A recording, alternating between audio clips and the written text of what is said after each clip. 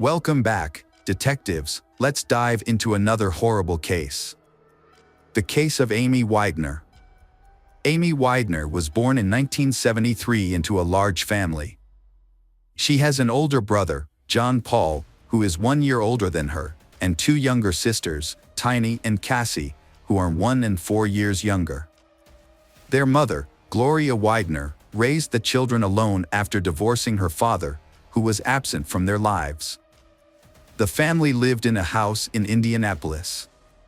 Amy often acted as her mother's maid, taking on responsibilities such as cooking, cleaning, and caring for her younger sisters. A diligent student, Amy aspired to become a teacher and was known for her bright, cheerful personality and charming smile. At the age of 14, Amy's life changed dramatically when she became pregnant. She was afraid to tell her mother and tried to hide her growing belly by wearing loose clothing. For more than 5 months, her family did not realize she was pregnant. However, as she approached her 6th month, keeping the secret became more difficult. Amy finally found the courage to tell her mother. She burst into tears and said, "Mommy, I don't want you to hate me."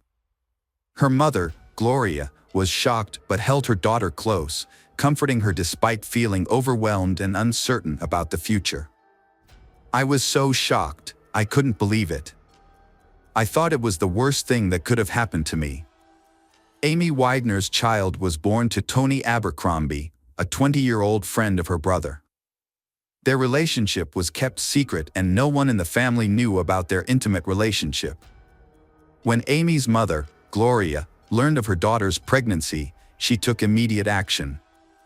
She banned all contact between Amy and Tony and ordered Amy to completely cut ties with the father of her unborn child, setting strict rules for her future relationships. On October 25, 1987, Amy became a mother when she gave birth to her daughter Emily. Remarkably, just 6 days later, Amy returned to school, balancing her motherhood and academic responsibilities. Gloria Widener understood the importance of education to Amy's future and was always supportive and caring to help Amy with her studies. She also recognized Amy's need for a normal teenage life and time with her friends. Despite the challenges of motherhood, Amy was determined to study, receiving praise from her teachers for her hard work and dedication. Amy's family adapted well to having Emily in their lives and shared the responsibility of caring for her. Over time, things seemed to improve, especially for Amy, who was overcoming her challenges. Just when they felt stable, things took an unexpected turn. On November 13, 1989, 16-year-old Amy Widener woke up with a severe sore throat and decided to stay home from school with her 2-year-old daughter Emily. When her mother, Gloria, offered to take Emily to a babysitter, Amy decided to keep her daughter with her. After the family had breakfast, they parted ways for the day. Gloria went to work, while Amy's siblings went to school, leaving Amy and Emily at home. When Gloria could not reach Amy by phone at 9:30 a.m. and several hours later, she became concerned. She asked a neighbor to check on them. The neighbor reported that the house was quiet and unresponsive, prompting Gloria to leave work and rush home. When she arrived, she found Emily sitting on the stairs and called Amy, but there was no answer. Gloria entered Amy's bedroom. The situation in Amy's bedroom was both tragic and shocking. Amy was found dead and naked on the bed, with a lot of blood around her. Gloria called 911 in a panic. When the police arrived, they conducted a thorough search of Amy's house. At first, they suspected a break-in. They found that several stereo devices and a graphic equalizer, owned by Amy's brother, John Paul, were missing. Additionally, a piggy bank in Amy's room, a glass jar containing about $50 for school, was also missing. There was no sign of forced entry. The perpetrator may have entered through an unlocked back door or front door, or it was likely that Amy herself opened it. Key evidence was found in Amy's room: a bloody handprint on the wall and several hairs, both from her body and head, that were likely from her attacker. The medical examiner determined that Amy Widener had been hit in the head with a sharp object, sexually assaulted, and finally strangled. It is disturbing to think that Amy's 2-year-old daughter, Emily, may have witnessed these tragic events. Fortunately, she was found safe and unharmed. The police realized that Emily, although only 2 years old, might have valuable information. To help her feel comfortable, they used finger puppets while gently asking her questions about what she remembered. During this interaction, Emily, who was active in the room, only said that her mother seemed very angry that day. To collect evidence, the police collected the attacker's bloody fingerprints. They also collected the victim's clothes and bed linens from the crime scene to assist in the investigation of this tragic event. During the investigation of Amy's case, the police conducted inquiries among family, friends, and nearby residents. John Paul, Amy's 17-year-old brother, was also questioned by the police. However, he had a credible alibi and no evidence linked him to the incident. Tony Abier, Amy's ex-boyfriend and Emily's father, was also questioned.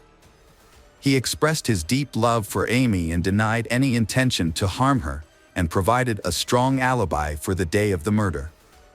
Police also investigated Troy Jackson, who lived next door to Amy and knew about a stereo system that had been stolen on the day of the murder. Troy denied any involvement and had no visible injuries. He provided hair samples that did not match those found at the crime scene and was cleared of suspicion after passing a polygraph test. In addition to the 3 main witnesses, police also spoke to Amy's other friends, neighbors, and classmates. They collected fingerprints and hair samples from all of them, but none of them were considered suspicious. Amy Widener's funeral, which took place shortly after her death, drew large crowds to pay their respects. Her passing had a profound impact on the community. Police were present at the funeral, discreetly observing attendees as part of their investigation. One particularly touching moment was the display of a beloved photograph of Amy, in which she wore her favorite white floral turtleneck. It was in this precious garment that Amy, a young girl whose life ended too soon, was laid to rest. After the tragic loss, Amy's family still held out hope that her killer would be caught and brought to justice. However, as the days passed, weeks and months passed, no suspects emerged. After Amy's death, Gloria Widener took in her niece Emily, taking on the role of her mother. The grief and fear weighed heavily on Gloria, as she was constantly haunted by thoughts of the killer and worried about her family's safety. She never left her daughter home alone and lived in a constant state of anxiety as the attacker remained at large. Although Gloria considered moving to a safer home, financial constraints left them with no choice, forcing them to endure these difficult times in their current home. Amy's friends were also deeply affected by the tragedy, fearing that they could be the criminal's next target. They asked their parents to guard the house, even boarded up the windows to prevent a similar incident. One day, Gloria returned home, expecting to find her younger daughters home from school. Instead, she found only eerie silence. The house was strangely empty. She saw the girls' outdoor shoes in their usual place, which worried her. With each step upstairs, her mind raced with terrifying thoughts of what could have happened. By the time she reached the bedroom door, Gloria braced herself for the worst. When she entered the bedroom, she was relieved to find her daughters asleep. As time passed, Amy's daughter, Emily, grew up without the burden of memories of the tragic events involving her biological mother. She had no recollection of the police interviews or being told about her mother's death. However, the police would occasionally return to check on Amy's family, inadvertently reminding them of the pain of that terrible day. Gloria revealed that, at some point, the constant reminders of the past became too much for her to bear. All she wanted was for the police to stop reopening old wounds and for her family to find peace, because nothing could bring Amy back. 13 years after Amy Widener was murdered in 2002, something unexpected happened. The Indianapolis Police Department received a call from a 29-year-old man who claimed he had a dream in which Amy spoke to him about her death. He shared some details about the murder, but most of what he said had already been reported in the newspaper. The police investigated the man, who was 16 at the time and lived across the street from Amy. They ran his fingerprints and DNA to see if he had any connection to the case, but found no matches, so he was released. Although his call did not provide any new evidence, it did lead police back to the cold case. In 2002, they reconnected with some of Amy's friends and acquaintances, especially those who had been in legal trouble over the years.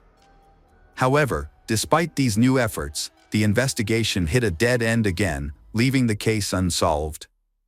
In 2011, a Facebook group called Remembering Amy was created by Amy's friends, which sparked interest in her unsolved murder. The police officer working the cold case was unfamiliar with Facebook, so he asked his colleague, Officer Bill Carter, to print out information from the group. This assignment piqued Bill's interest in the case. Although his background was in non-homicide crimes, he felt motivated to review Amy's murder case file in his spare time. Bill thoroughly examined the case, which was more than 20 years old. He reviewed every detail in the file, reassessed the evidence, checked school attendance records from the day of the murder, and analyzed Amy's funeral attendance list.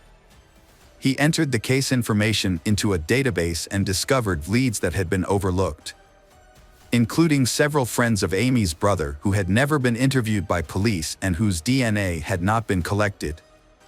In an effort to find new leads, Bill contacted Amy's family and friends in 2011 to collect the names of people who might have information about the case. Bill began collecting DNA samples from people who had been overlooked in the original investigation in 1989. After the murder, police surveyed the neighborhood where Amy lived and recorded the names of residents. Bill returned to these records and the area to check to see if any residents were still living at their original addresses. His investigation led him to a woman who lived across the street from the murder scene and was a neighbor and friend of Amy's. She struggled to recall the names of the boys Amy had befriended.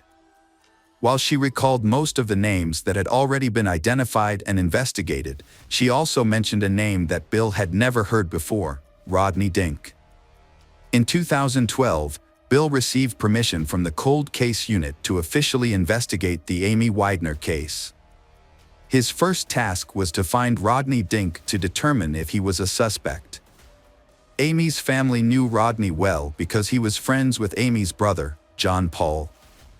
They often spent time together biking and fishing. When Bill asked John Paul about Rodney, he described him as a quiet, mostly private person who had never aroused suspicion. Bill then went to the home of Rodney Dink, 40, who lived with his mother near Amy's family. Rodney worked at an auto parts store and had been divorced for some time. He had an adult son with whom he had little contact. When Bill arrived at Rodney's home, his mother answered the door and told him that Rodney was at work. Bill left his business card, asking Rodney to call him when he got home. That evening, Rodney called Bill, who quickly arranged a meeting to discuss Amy's murder case. Rodney agreed to meet and invited Bill to his home. However, when Bill returned to Rodney's home, Rodney was missing. Bill looked into Rodney's criminal history and discovered he had been convicted of assault in 1991 and burglary in 1997. Rodney's fingerprints were in the database, so they compared them to the fingerprints found at Amy's house. The purpose of the comparison was to either link or clear Rodney of the crime. The results showed that Rodney's fingerprints matched the bloody fingerprints at the crime scene. After 23 years, a suspect was identified, but Rodney disappeared from the house, leading to a search for him. The investigation took a turn when Rodney's credit card activity showed that he had rented a car equipped with an OnStar tracking system. The police tracked the car to Indianapolis, where Rodney was hiding at a friend's house. When confronted by the police, Rodney threatened them with a knife, claiming his innocence. In the ensuing chaos, he injured himself and attempted to attack police, but was eventually subdued with a taser, handcuffed and taken to hospital. During a 2-day police interrogation that was filmed, Rodney admitted to killing Amy. He said he intended to break into the house and had not expected Amy to come home because she was sick. Rodney described how he entered through a sliding glass door and was surprised by Amy, who attacked him, causing him to panic. In his haste, he picked up the nearest object and hit her in the head, tragically killing her. Over the course of 2 days, he spoke of his vague memories of that day, explaining that it had been 23 years since the murder. His description of the events was vague. At one point, he mentioned going to Amy's house with someone he called Bag. However, Rodney struggled to recall specific details about this friend, including his appearance. He said that Bag waited outside Amy's house before going inside, where the two confronted Amy. When asked about Emily, Rodney said that he did not see her during the incident and was unaware of her presence or crying, not realizing that Emily had been nearby throughout the entire incident. During questioning, Rodney remained calm and respectful, showing none of the typical signs of a murderer. Due to the time that had passed since the crime, his DNA was collected and, as expected, matched semen found on Amy's bedsheets and blankets in 1989. In a rare moment of honesty, Rodney told police, "I always tried to be a good person, but I guess deep down inside I'm not."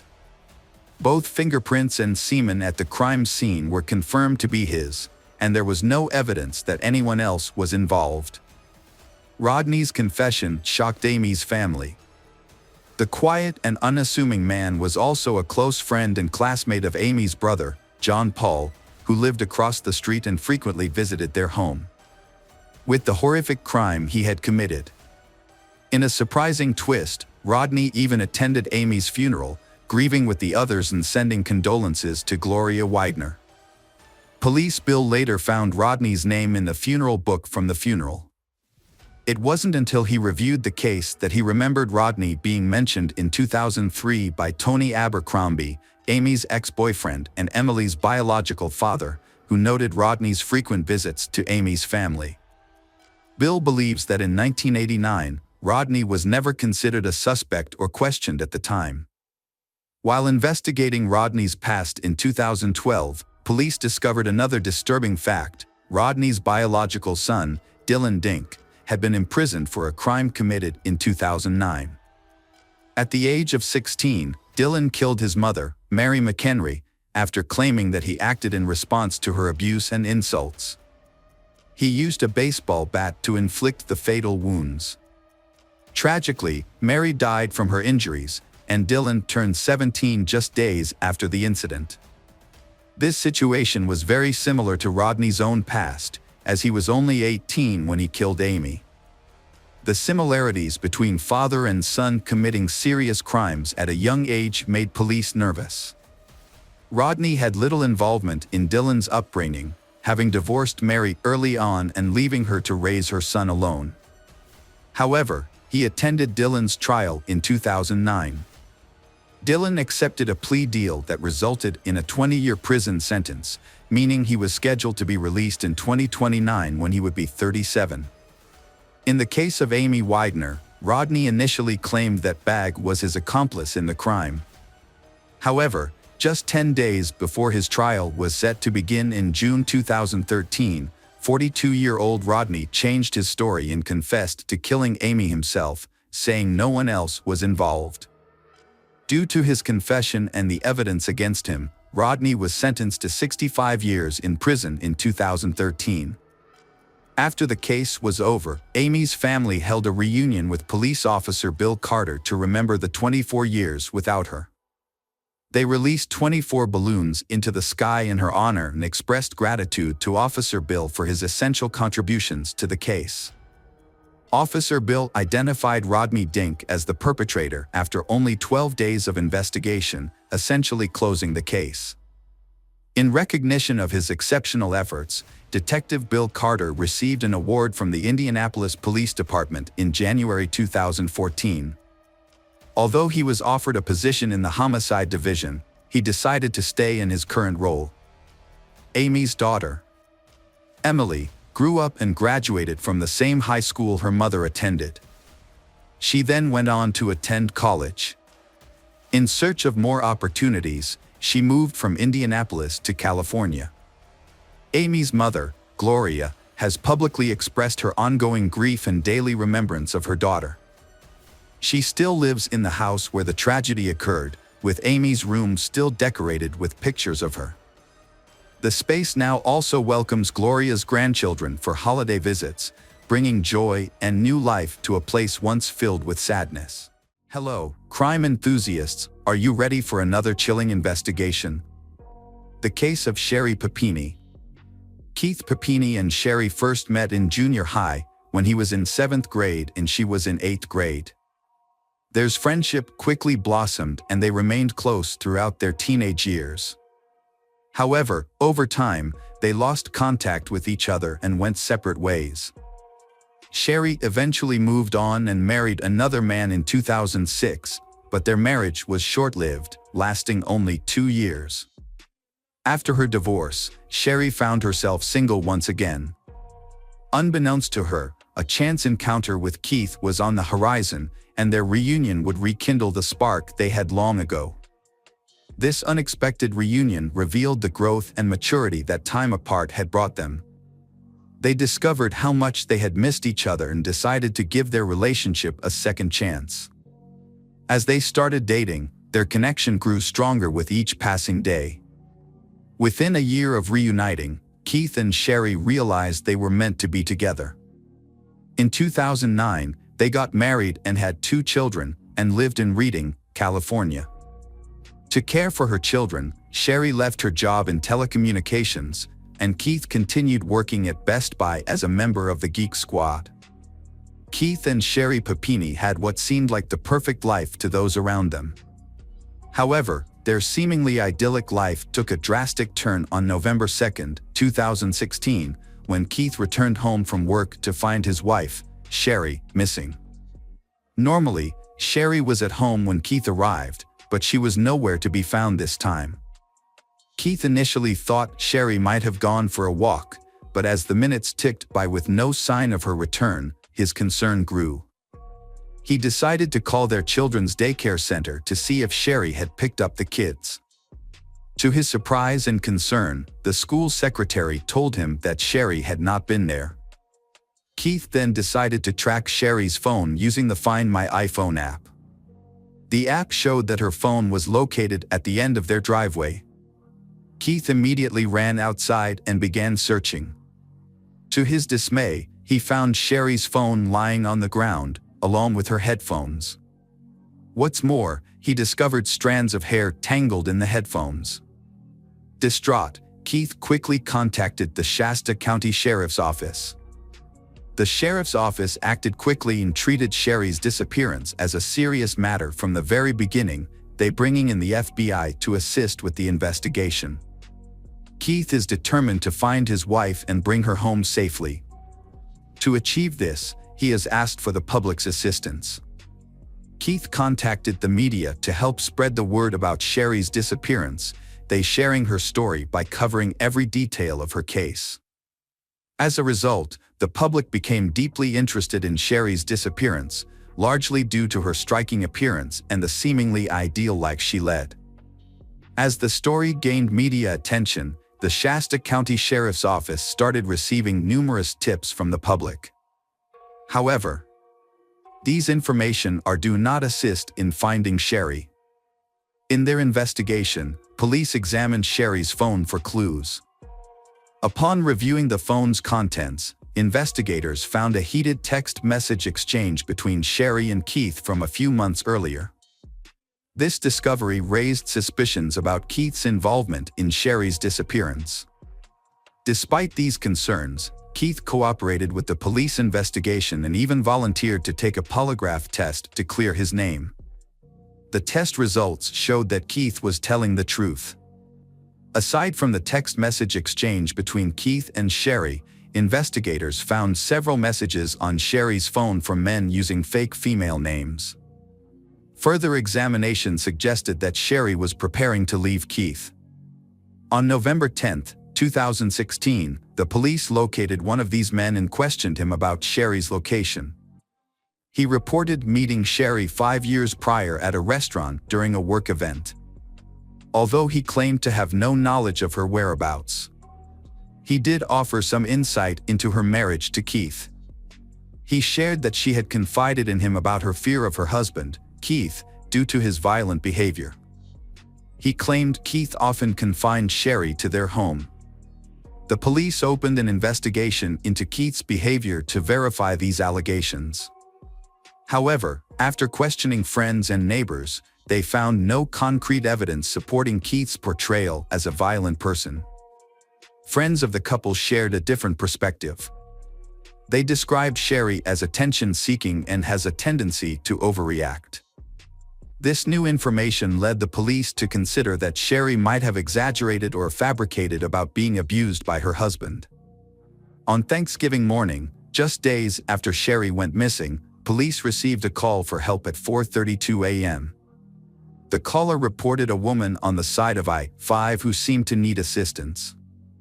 Officers quickly are present to the scene and found a woman bound by chains and zip ties.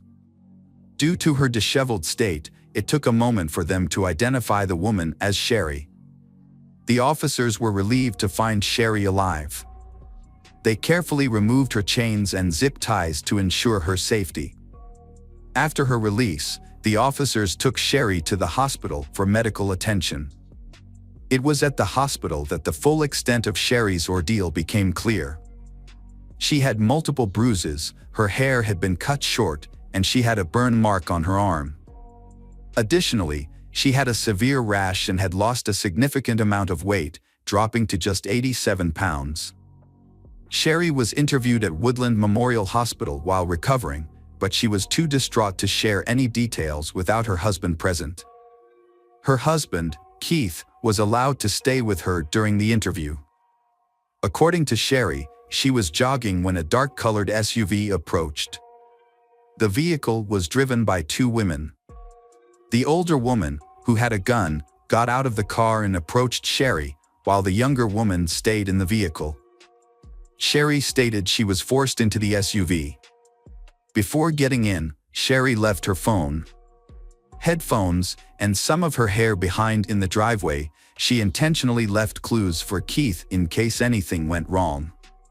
During the journey in the SUV, Sherry said she drifted in and out of sleep, making it difficult to keep track of time.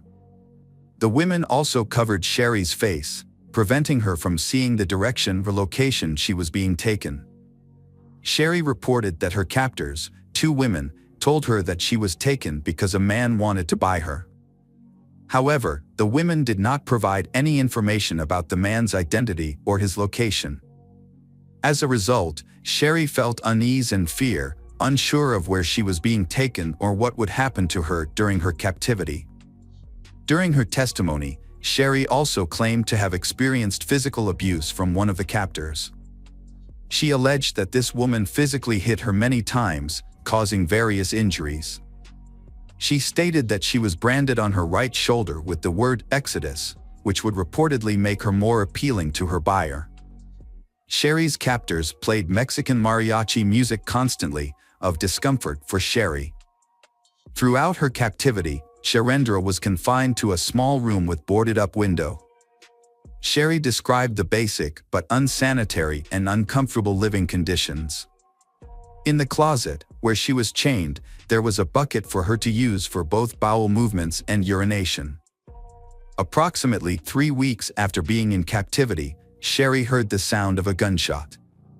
After that, she never saw the older Hispanic woman again. The other captor, who had been known to remain silent, now communicated more and ordered Sherry into a car, then driven along Interstate I-5.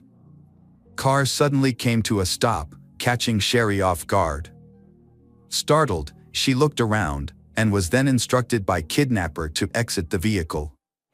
Sherry carefully got out of the car, feeling both frightened and hopeful. Was this her chance to escape, or was she being led into a more dangerous situation?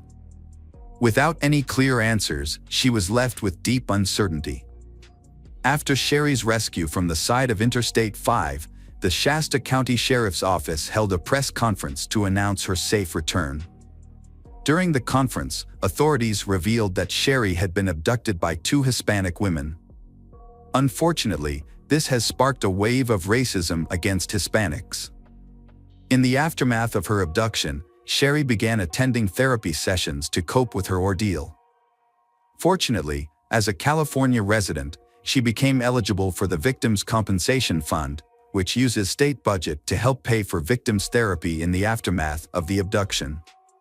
Sherry has changed her life, giving up her outgoing personality and limiting her social interactions. She now spends most of her time indoors, instead of participating in many of the social activities she once enjoyed. The police released a composite sketch of 2 Hispanic women suspected to be involved in Sherry's abduction about a year into the investigation. However, no new information or leads were received. The police also disclosed that they found male DNA on Sherry's underwear, the same one she was wearing when she was found on the side of the I-5. Authorities confirmed that the DNA did not belong to Sherry's husband, Keith. 2 years after her abduction, the police were still unable to find a match for the male DNA on Sherry's underwear. And the case remained unresolved. In 2020, a significant development took place in the investigation of Sherry's case.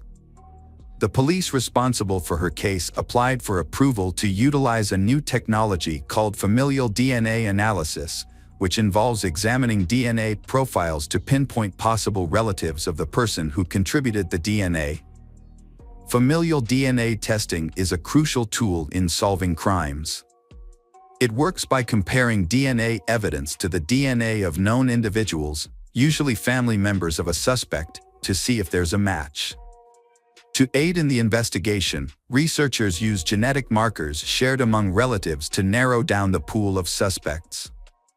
In the Sherry Papini case, the police have found new clues when they matched male DNA found on her underwear to family member James Reyes, Sherry's ex-boyfriend. This unexpected result led to numerous questions and changed the direction of the investigation. As a result, the police began to suspect Sherry's ex-boyfriend of being involved in her abduction. To investigate further, the police collected a soda bottle from James's trash and sent it to the forensic lab for DNA analysis in June 2020. The lab then compared the DNA from the soda bottle to the DNA sample found on Sherry's underwear. 1 month later, the lab confirmed that James Reyes was a match to the DNA sample discovered on Sherry's panties the day she was found. The police interviewed James at his home in Costa Mesa, California, about the disappearance of his former girlfriend, Sherry. James stated that he had dated Sherry about 10 years ago and last saw her a year after their breakup. When asked if he was involved in her kidnapping, James initially denied any involvement. However, as the interview progressed, James revealed that he was still close friends with Sherry. He said he was involved in Sherry's disappearance but didn't kidnap her. Instead, he just helped her. According to James, Sherry had contacted him about escaping her abusive husband, Keith. To help her, James arranged for a car, which was rented by one of his friends on November 2, 2016. James used that vehicle to pick up Sherry the next day. Sherry stayed in the back seat of the car during the long drive to James' house in Costa Mesa, lying down the entire time. Once they arrived, Sherry isolated herself in the bedroom for the remainder of her stay. James continued with his daily routine, while Sherry occasionally helped out by cleaning and cooking. During her stay, Sherry started dieting to lose weight. She also asked James to help her harm herself on purpose. Her requests included creating bruises by hitting herself. Sherry asked James to hit her knee with a hockey puck. At first, James was hesitant, but he eventually agreed to her requests. Furthermore, James stated that Sherry asked him to brand the word "Exodus" onto her right shoulder using a wood-burning tool from Hobby Lobby. James admitted to complying with this request as well. Eventually, Sherry informed James that she had decided to leave his house. Before departing, she requested that James obtain chains and zip ties. Sherry then instructed James drove her back to Redding, California. During the drive, Sherry ordered James to pull over, and he complied. She immediately exited the vehicle, and James drove away. When questioned by the police, James claimed he had no knowledge of the incident Sherry described, involving two Hispanic women. However, when the police visited James's house, they were startled by what they found. The layout of several rooms matched the descriptions Sherry had provided, including James' bedroom and closet, which exactly matched a drawing Sherry had created for the police. Several days later, the police met with Sherry and Keith at the police station. During the interview, the police had evidence that suggested Sherry had faked her own kidnapping, and they were prepared to confront her about it. Before revealing the truth, they asked Sherry if she wanted her husband Keith to leave the room. However, Sherry remained silent. The police decided to leave Sherry and Keith alone for a few minutes. During this time, Sherry shared a secret with Keith. Sherry told her husband that she didn't want the police to find the Hispanic woman who kidnapped her because she felt grateful to the woman for letting her go. As a result, she had no intention of pressing charges against the woman. Keith listened to his wife's explanation but became concerned and scared as her words made no sense to him.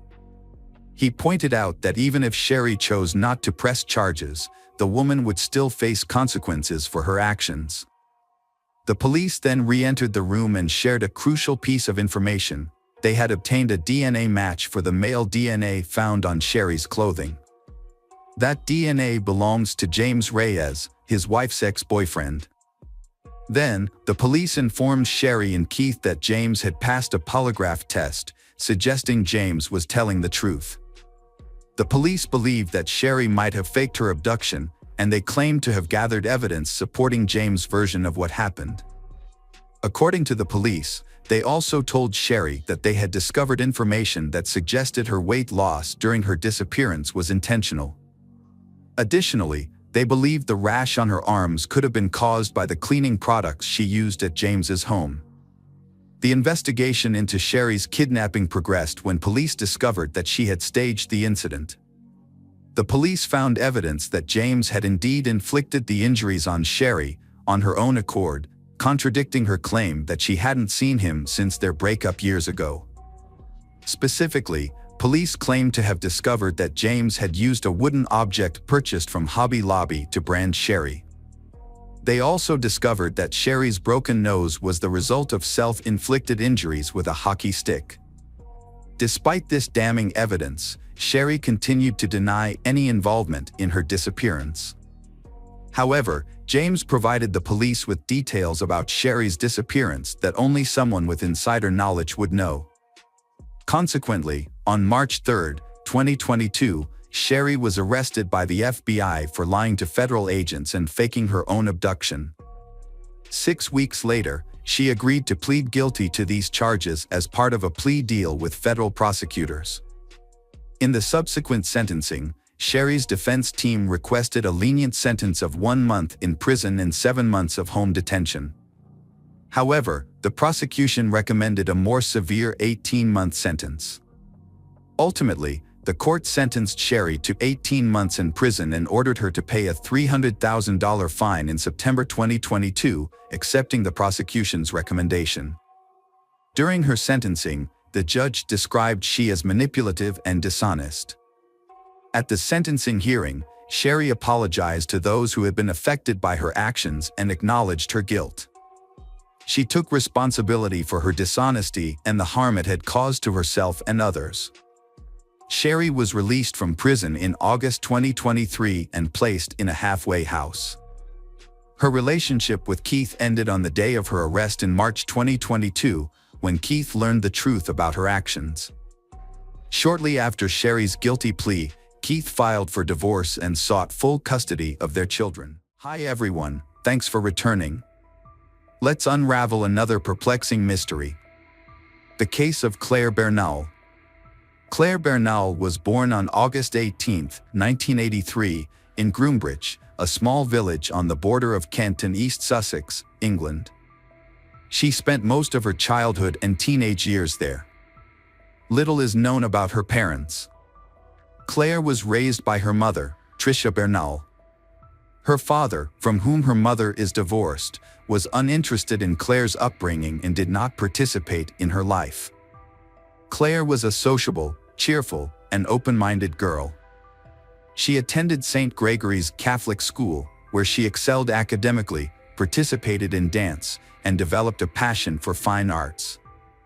Later, she enrolled at Kent College, where she earned a bachelor's degree in science. Claire was a friendly and outgoing woman who easily became the center of attention in any group.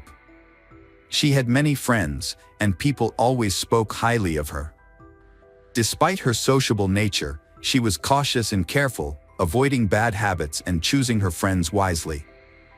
During her college years, she worked part-time as a makeup artist. This experience inspired her to pursue a career in the beauty industry. She completed specialized courses in cosmetology and makeup artistry, as well as learning the fundamentals of theatrical makeup.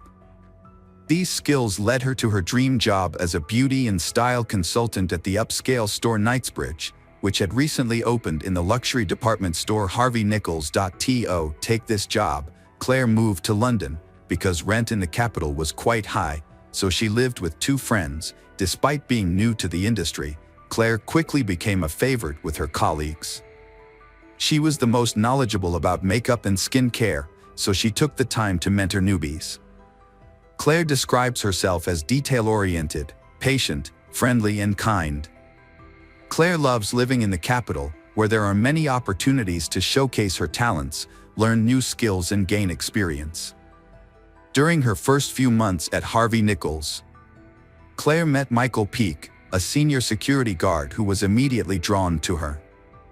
He showed his interest through various gestures and was good-looking. However, Michael has a complicated past. He is a citizen of both the Czech Republic and Slovakia. He was a former soldier who deserted and moved to England to avoid military service. Michael has a wife, whom he is in the process of divorcing, and a young child. Michael speaks with a very strong regional accent. He is tall and athletic, smiling and joking frequently. Michael began pursuing Claire. For about a month, they chatted happily and interacted mainly at the department store where they worked. When Michael asked Claire out on a date, she happily agreed. Their first date was at a quaint London cafe, where they spent the evening talking about their lives and sharing personal stories. During the conversation, Michael revealed that he was married but expressed his intention to divorce his wife soon because he wanted to be with Claire forever. This unexpected confession made Claire feel a little uncomfortable, but she thought that he was probably just joking. When Claire shared everything with her mother, she felt unhappy that the person pursuing her daughter was a foreigner, 8 years older than her and already had a family. Claire's mother Tricia advised her daughter not to meet this man. However, Claire felt safe and reassured her mother that everything was fine. On the second date, Michael took Claire to an amusement park, gave her a beautiful bouquet of flowers, complimented her repeatedly, kissed her goodbye and confessed his love. Claire was surprised and wondered if Michael was joking. That evening, she called her mother to express her concerns. Once again, her mother asked her to stop seeing him. Claire admitted that his behavior was a bit strange, but she admitted that she liked Michael and wanted to get to know him. So Michael asked her out on another date a week later, which she agreed to. This time Michael confessed his love again and told Claire that he would never let her go again. This left Claire confused, and even a little scared. She decided that this would be their last date and that she would end the relationship. Their short-lived affair lasted less than a month, during which they only went out 3 times. However, that was enough for Michael to believe that Claire was now his. Michael went back to the Czech Republic for a few weeks to see his wife and settle their divorce, but he was unable to resolve the issue. During this time, Claire almost completely stopped thinking about him, moving on with her life, believing that Michael was part of her past. However, one evening, he called her, asking to meet him at the airport. When Claire refused, he insisted that he needed her help. Claire finally agreed to meet him and even offered to let him stay for a day, since he had mentioned that he had moved out of his rented apartment and could not move into his new one until the next day. After entering Claire's house, Michael said that he wanted to stay and live with her. Claire was scared and asked him to leave immediately. However, Michael refused. Claire threatened to call the police if Michael did not leave. Although he eventually left the apartment, he did not leave and remained sitting on the doorstep until morning. The next day at work, Claire explains to Michael that their relationship is over and that their previous 3 dates meant nothing. However, Michael disagrees. Michael continued to prove his true feelings. He brought a large bouquet of red roses to Claire's workplace, but she refused to accept them. Michael persisted and took Claire home later, where he sat outside her apartment all night. When the neighbor tried to kick him out, Michael threatened to harm Claire instead of breaking up with her. Michael's actions and behavior are a desire to control Claire, despite Michael's assertions of love. Claire calmly explains that she has no feelings for him and regrets their short-lived relationship, to which Michael responds by hugging her tightly. He whispers in her ear, insisting that she loves him but does not yet realize it. For 6 months, Claire endured relentless stalking and harassment from Michael. Despite reporting her to the police, no action was taken. At work, Michael lurked outside her store, monitoring Claire's every move and contacting her dozens of times a day via phone calls and text messages. Michael would confess his undying love, beg for forgiveness, and beg her to come back. However, when his attempts were rebuffed, he would resort to threats, insisting that they would eventually be together. Every time Claire changed her phone number, Michael would find a way to get her number within a few days. What scared her the most was that Michael knew her home address and was always outside her house.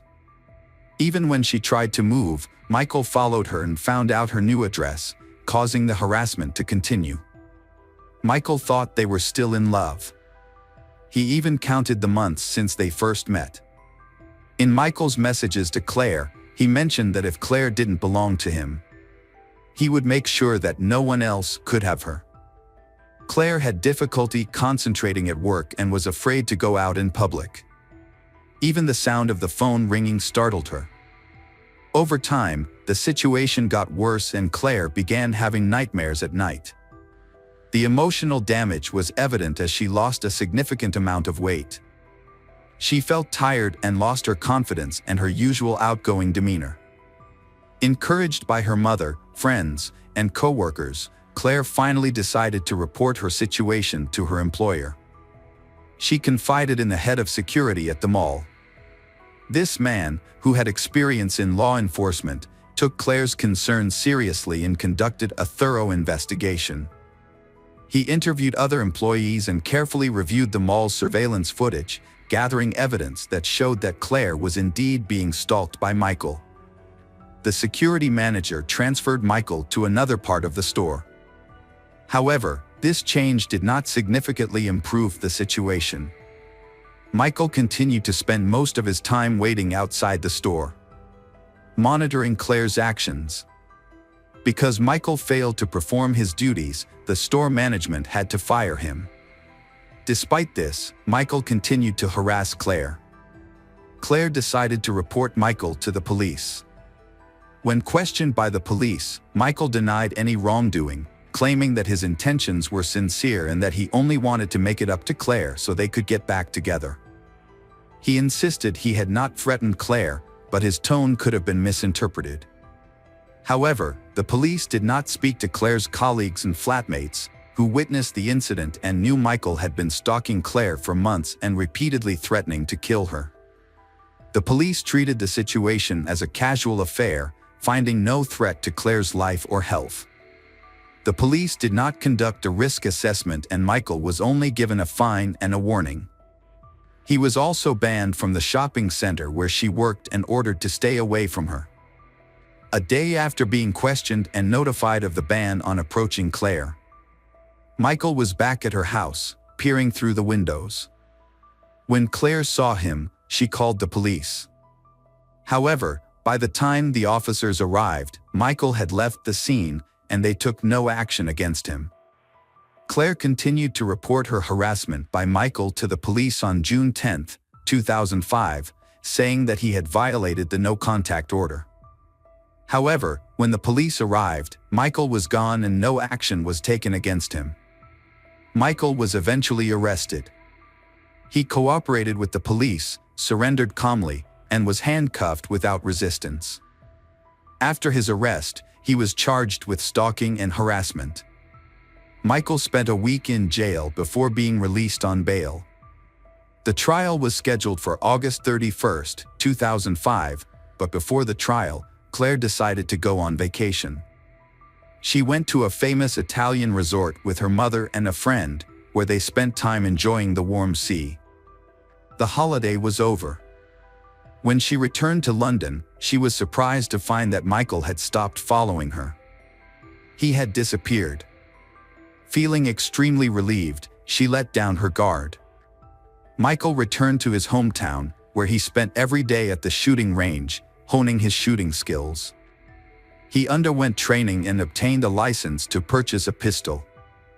Michael then brought the weapon into the UK with him and avoided all contact with Claire before their scheduled court hearing. During the hearing, he remained calm, pleading guilty and apologizing, claiming that he had no intention of causing harm.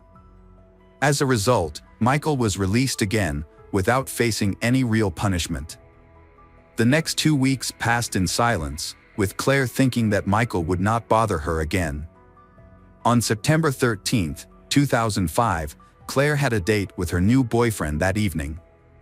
She was in a good mood, chatting happily with a coworker, telling her about her plans when she heard a strange sound in the store from the entrance. Michael had been working as a security guard here for a long time, so he entered the building without being detected. Claire noticed something was wrong with her friend's expression, but before she could react, a shot was fired.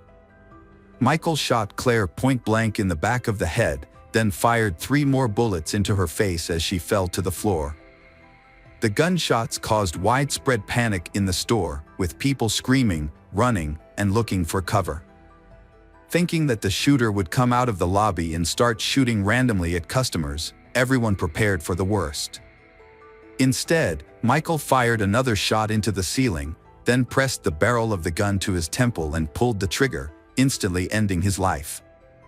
Michael has been stalking Claire for almost a year, making her life miserable, and now he has brutally ended it. Michael has fulfilled his dark promise and cannot bear the thought of living without her. When paramedics and police arrived on the scene, they found the aftermath of that evening was devastating. Claire's mother, Tricia Bernal, had attended her sister's birthday party and returned home late. When she met police at the front door, she immediately sensed that something was wrong. She was told that her daughter Claire had been shot and killed. Tricia Bernal was shocked when she heard the news. Michael had asked a law student working at the department store about the potential punishment for the crime a few months earlier, which was then known to colleagues, including Claire. Claire reported her concerns to the police, fearing for her life, but no action was taken. The crime was largely due to police negligence, despite Claire's repeated pleas for help. Michael was arrested twice but released on bail, breaching a no-contact order, threatening Claire and consulting a lawyer about the punishment. However, the police felt this was not enough to jail him. He had the opportunity to leave the country, buy a weapon and return to commit the murder. There was crucial evidence, testimony from co-workers, roommates, and others who had heard Michael's threats against Claire, but this evidence was ignored by the police. It was only when Michael killed Claire and then committed suicide that the police realized the severity of the situation and the countless mistakes that had occurred. Claire's mother Tricia decided not to let this go and to seek justice. She joined forces with other grieving families who had lost loved ones in similar circumstances. Together, they launched a national program to help victims of stalking. As a result of their efforts, the law was changed and stalking was reclassified as a criminal offense. In 2012, a new law was passed that banned stalking completely. A helpline was also set up for victims who did not receive adequate support and protection from the police. Hello friends, welcome to our channel. Today we're going to take a look at another horrible case with you. The case of Timothy Jones Jr. As a child, Timothy witnessed hardships in his family. His mother suffered from schizophrenia, and her mental health gradually declined. Eventually, she had to leave home to receive constant care. When Timothy was 20, his father moved with him to his grandmother's house. There, Timothy faced domestic violence, substance abuse, and alcohol abuse. Despite his difficult upbringing, Timothy showed an aptitude for mathematics and computer engineering. He could solve problems easily and take apart and reassemble computers to make them run faster. However, things changed when Timothy reached his teens.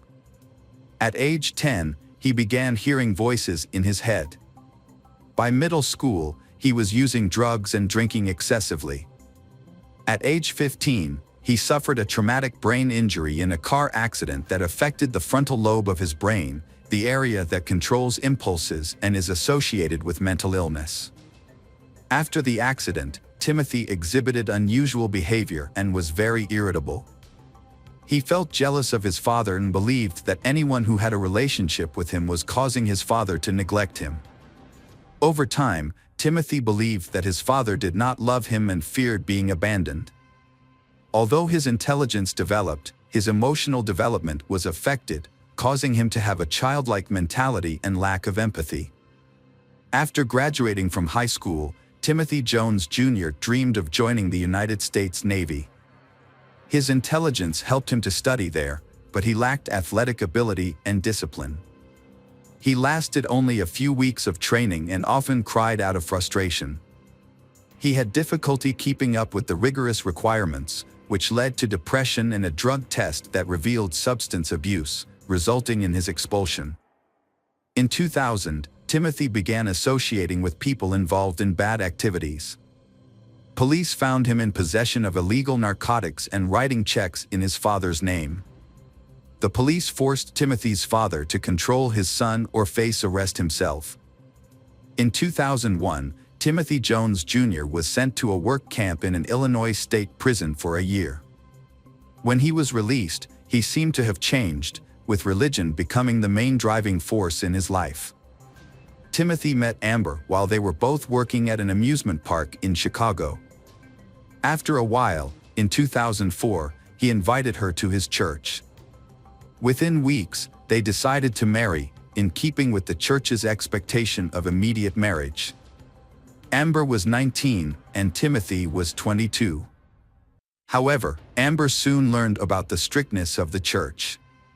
Women were not allowed to cut their hair, wear pants, wear makeup, or wear jewelry.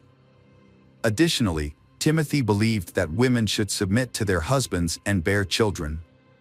Timothy was very religious and devoted to the church. Although many advised him not to take the Bible literally, he persisted.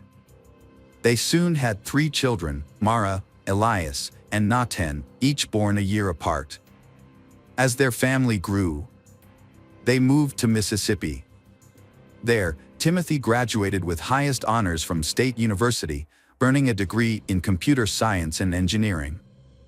Timothy Jones Jr. was building a family while working multiple jobs, and his family was extremely proud of him. With a promising future, Tim was truly a talented man, and everything seemed to be going well for him. He had secured a job at Intel as a computer chip manufacturer, which his wife, Amber, saw as an opportunity for a better life. After living in student housing in Mississippi, they dreamed of a larger home to raise their 3 children and even considered hiring a nanny. However, things did not go as planned. Timothy bought an old mobile home on a dirt road in Red Bank because he dreamed of living on a farm. He purchased animals to raise, and Amber stayed home to care for them. By 2012, they had 2 more children, and problems began to arise. Timothy wanted Amber to homeschool the children, even though she only had a high school education. Amber felt lonely and isolated, with no family nearby and Timothy's family far away. She felt inferior to her intelligent and educated husband. The tension in Timothy and Amber's marriage increased when Timothy accused Amber of having an affair with a neighbor. Their marriage began to fall apart, and they started to consider divorce. Timothy did not want Amber involved in the children's lives, so he sought the help of a therapist and asked his divorce attorney to declare that he was capable of raising the children alone. Amber, without a lawyer and unsure of what to do, decided that it was best for the children to stay with their father. She felt she had nothing to provide for the children, as she had no job or education. Ultimately, the court decided that Timothy would have primary custody as the sole financial provider, and Amber would be granted regular visitation rights. After leaving her husband and children, Amber faced many difficulties. Meanwhile, Timothy began to lose control and suffer from his failed marriage. He started using drugs and alcohol again and struggled with the voices in his head. He became easily angered over small things. Amber recounted that Timothy once beat her in front of the children until she passed out. Unable to manage work and family, Timothy hired a nanny service to care for the children. The first 2 nannies found Timothy's house very clean and noted that he was dedicated and attentive to the children, but their attitudes changed when they learned about Timothy's condition. On the 3rd occasion, Timothy hired Crystal, a 17-year-old nanny who had a young daughter. Timothy gradually developed feelings for Crystal, and she soon became his lover. Timothy began to pressure Crystal to follow his religious customs, including wearing long dresses, growing her hair long, and being submissive to him. However, when Crystal refused, their relationship deteriorated. Crystal later spoke of how Timothy was too harsh with his children. He forced them to stand on their toes for hours, believing it was good for their weak bodies. Crystal eventually left after witnessing Timothy trying to hit her young daughter. After Crystal left, Timothy hired another nanny. The new nanny noticed a major change in Timothy's home. Once clean, the house was now littered with trash and dirty clothes, and there were even cockroaches. Over time, Timothy became increasingly violent and punished his children daily. He imposed a restricted diet, feeding them only oatmeal throughout the day and limiting them to 1 meal. In August 2014, the nanny contacted South Carolina Social Services to report conditions at Timothy's home. She described the lack of food and physical abuse the children were subjected to. In fact, the violence was so severe that teachers had reported it to the agency months earlier. The agency had previously required Timothy to sign a non-abuse pledge, but the children came to school with bruises and provided evidence linking them to the violence. On the afternoon of August 28, 2014, Timothy picked up the children. At the time, he was very angry about an electrical problem in the house. Timothy took his anger out on his 6-year-old son, Nathan, and repeatedly made Nathan bend down to pick up sand as punishment. Every time Nathan slowed down, Timothy hit him with a belt. While Nathan was being punished, Amber, Timothy's ex-wife, called to talk to the children. She made several calls until Timothy answered at 7:10. During the conversation, Nathan told his mother about the punishment for breaking the outlet, claiming it was an accident. Timothy angrily hung up, telling Amber to stop defending him. After hours of torture, Nathan was exhausted, dehydrated, and begged for it to stop. He passed out, ending it all. Timothy took Nathan to bed and left him without giving him water or help. Call records show that Amber called 8 more times after that. Around 1 a.m., Timothy took his 8-year-old daughter, Mara, to a convenience store to buy 10 packs of cigarettes. When he got home, he strangled Mara. Timothy then went to his 7-year-old son, Elias, and did the same thing. He then unbuckled his belt and strangled Gabriel, 2, and Elaine, 1, until they stopped breathing. When the children did not move, he took a blanket, wrapped each one in it, and placed them in the back seat of the car and drove away. The disappearance of Timothy and his children was reported to the police. The police searched everywhere for Timothy. Fortunately, a police officer stopped his car. As the police approached the car, they immediately detected a foul odor inside. They also noticed that the carpet appeared to have been recently cleaned with bleach. The sheriff asked the driver, Timothy, for identification and license plate number and observed that Timothy appeared to be under the influence of drugs. After checking Timothy's information, the police discovered that he was wanted in South Carolina for a child welfare issue. When asked about the whereabouts of his children, Timothy initially said he had no children, but later mentioned that he had 3 children living in South Carolina. The officers asked for Timothy's relatives' phone numbers to verify the children's safety. After making the call, they immediately arrested Timothy. As Timothy was placed in a patrol car, he became emotional and began telling officers what he had done to his children. He confessed to killing his 3 children for ulterior motives.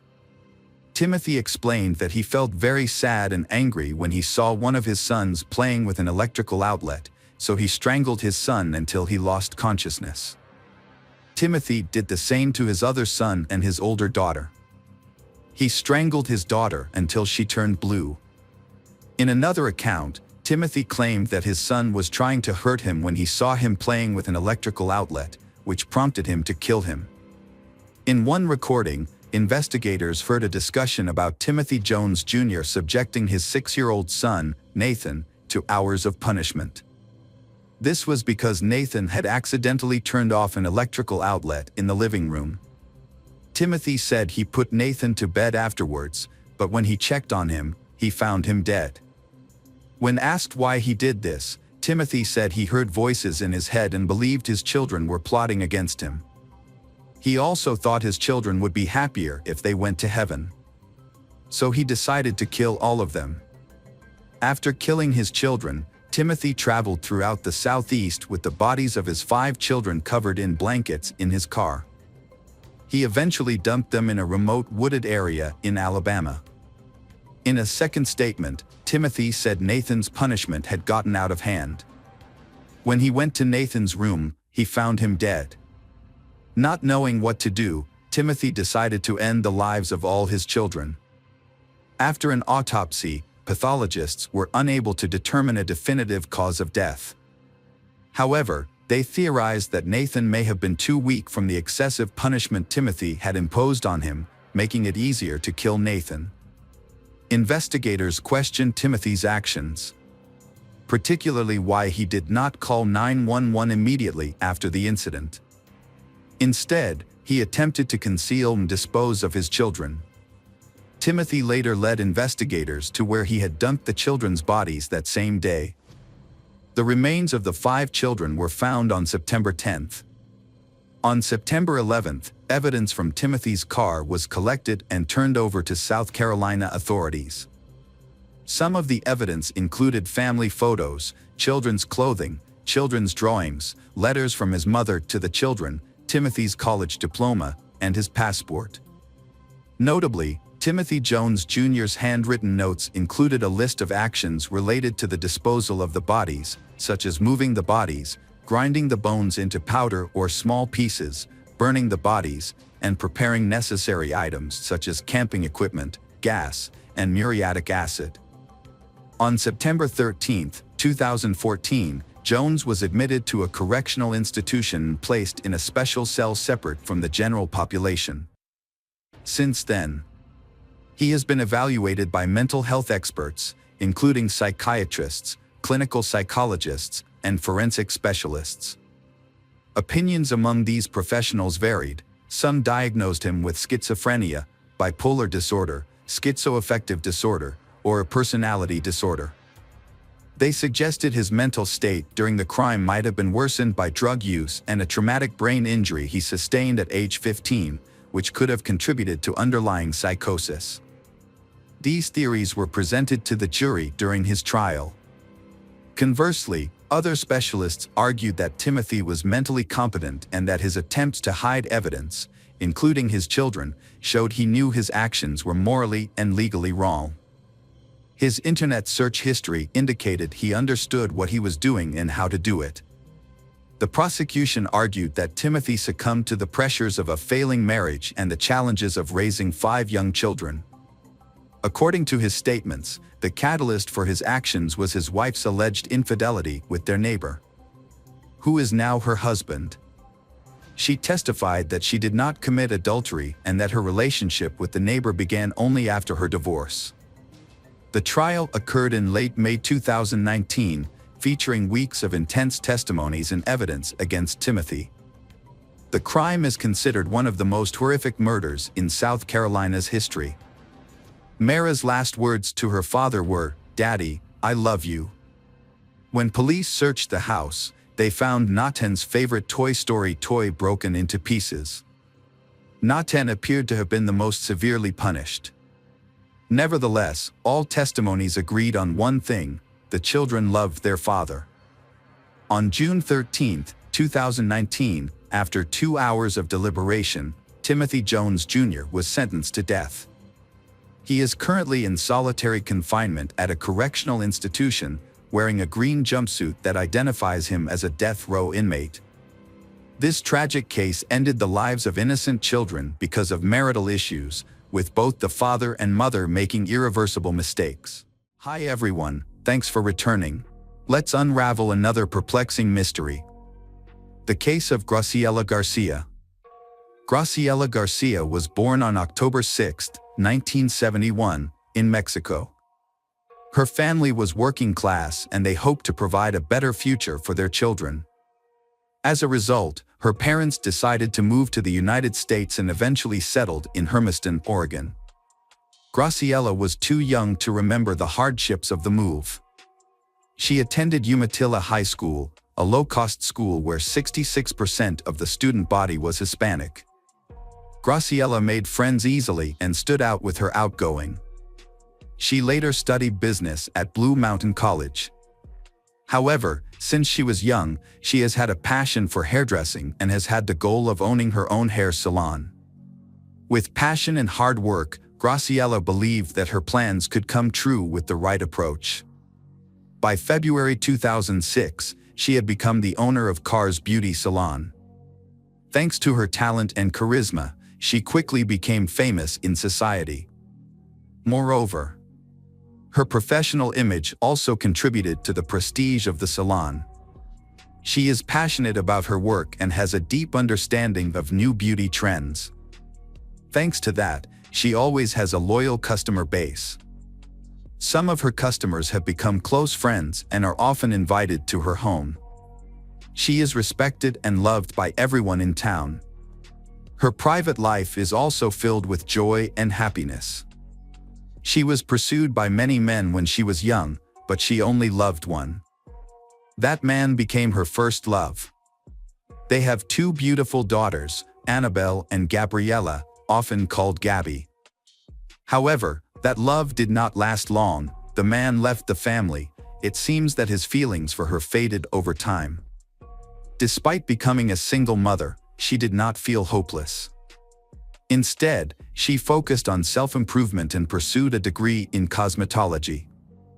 After her divorce, Graciela met Romero Sanchez, a regular customer at the beauty salon where she worked. At first, their relationship was just a friendship. However, Romero later asked Graciela out, and she accepted. Gradually, their relationship became closer and deeper. However, when Graciela introduced Romero to her family, they felt uncomfortable because of his cold and distant attitude. Annabelle and Gabby, Graciela's 2 daughters, tried many times to connect with Romero, but he did not respond. Graciela's children were confused by such behavior, but they attributed it to personality differences.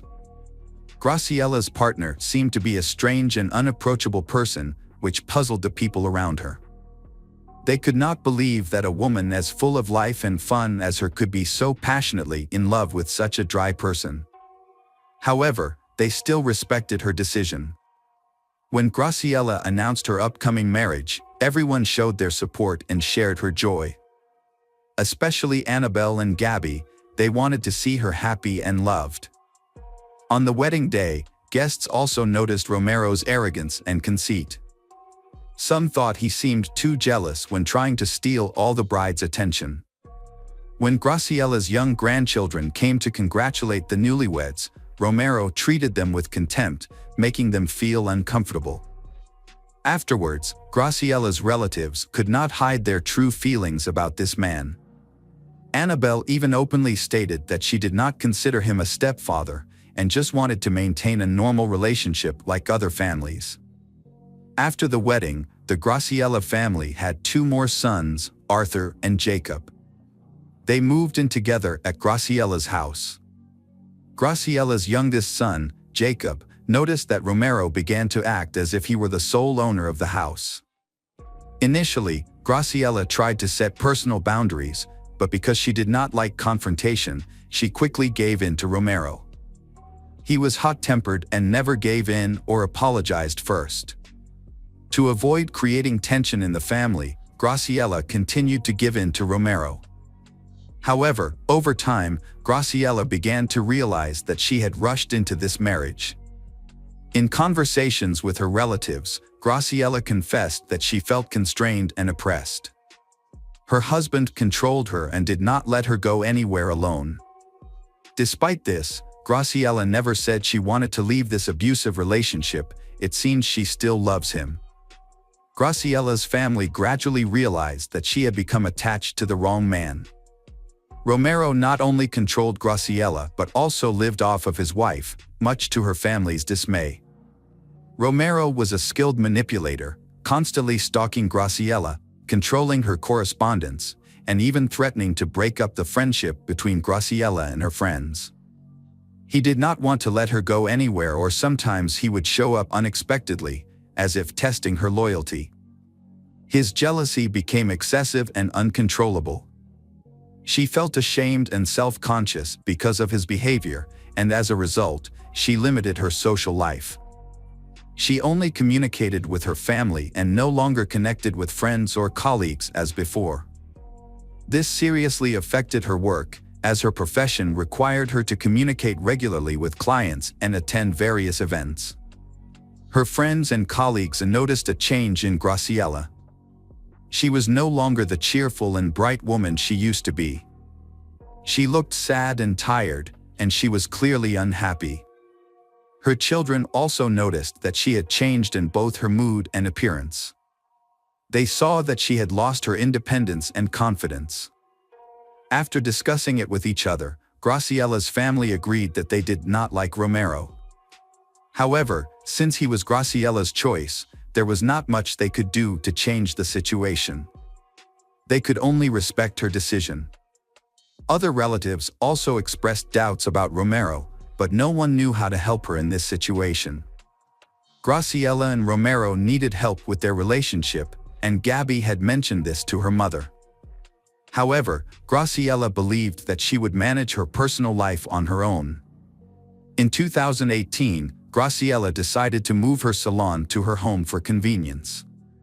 However, her family was skeptical as they had not heard about the plan for 12 years.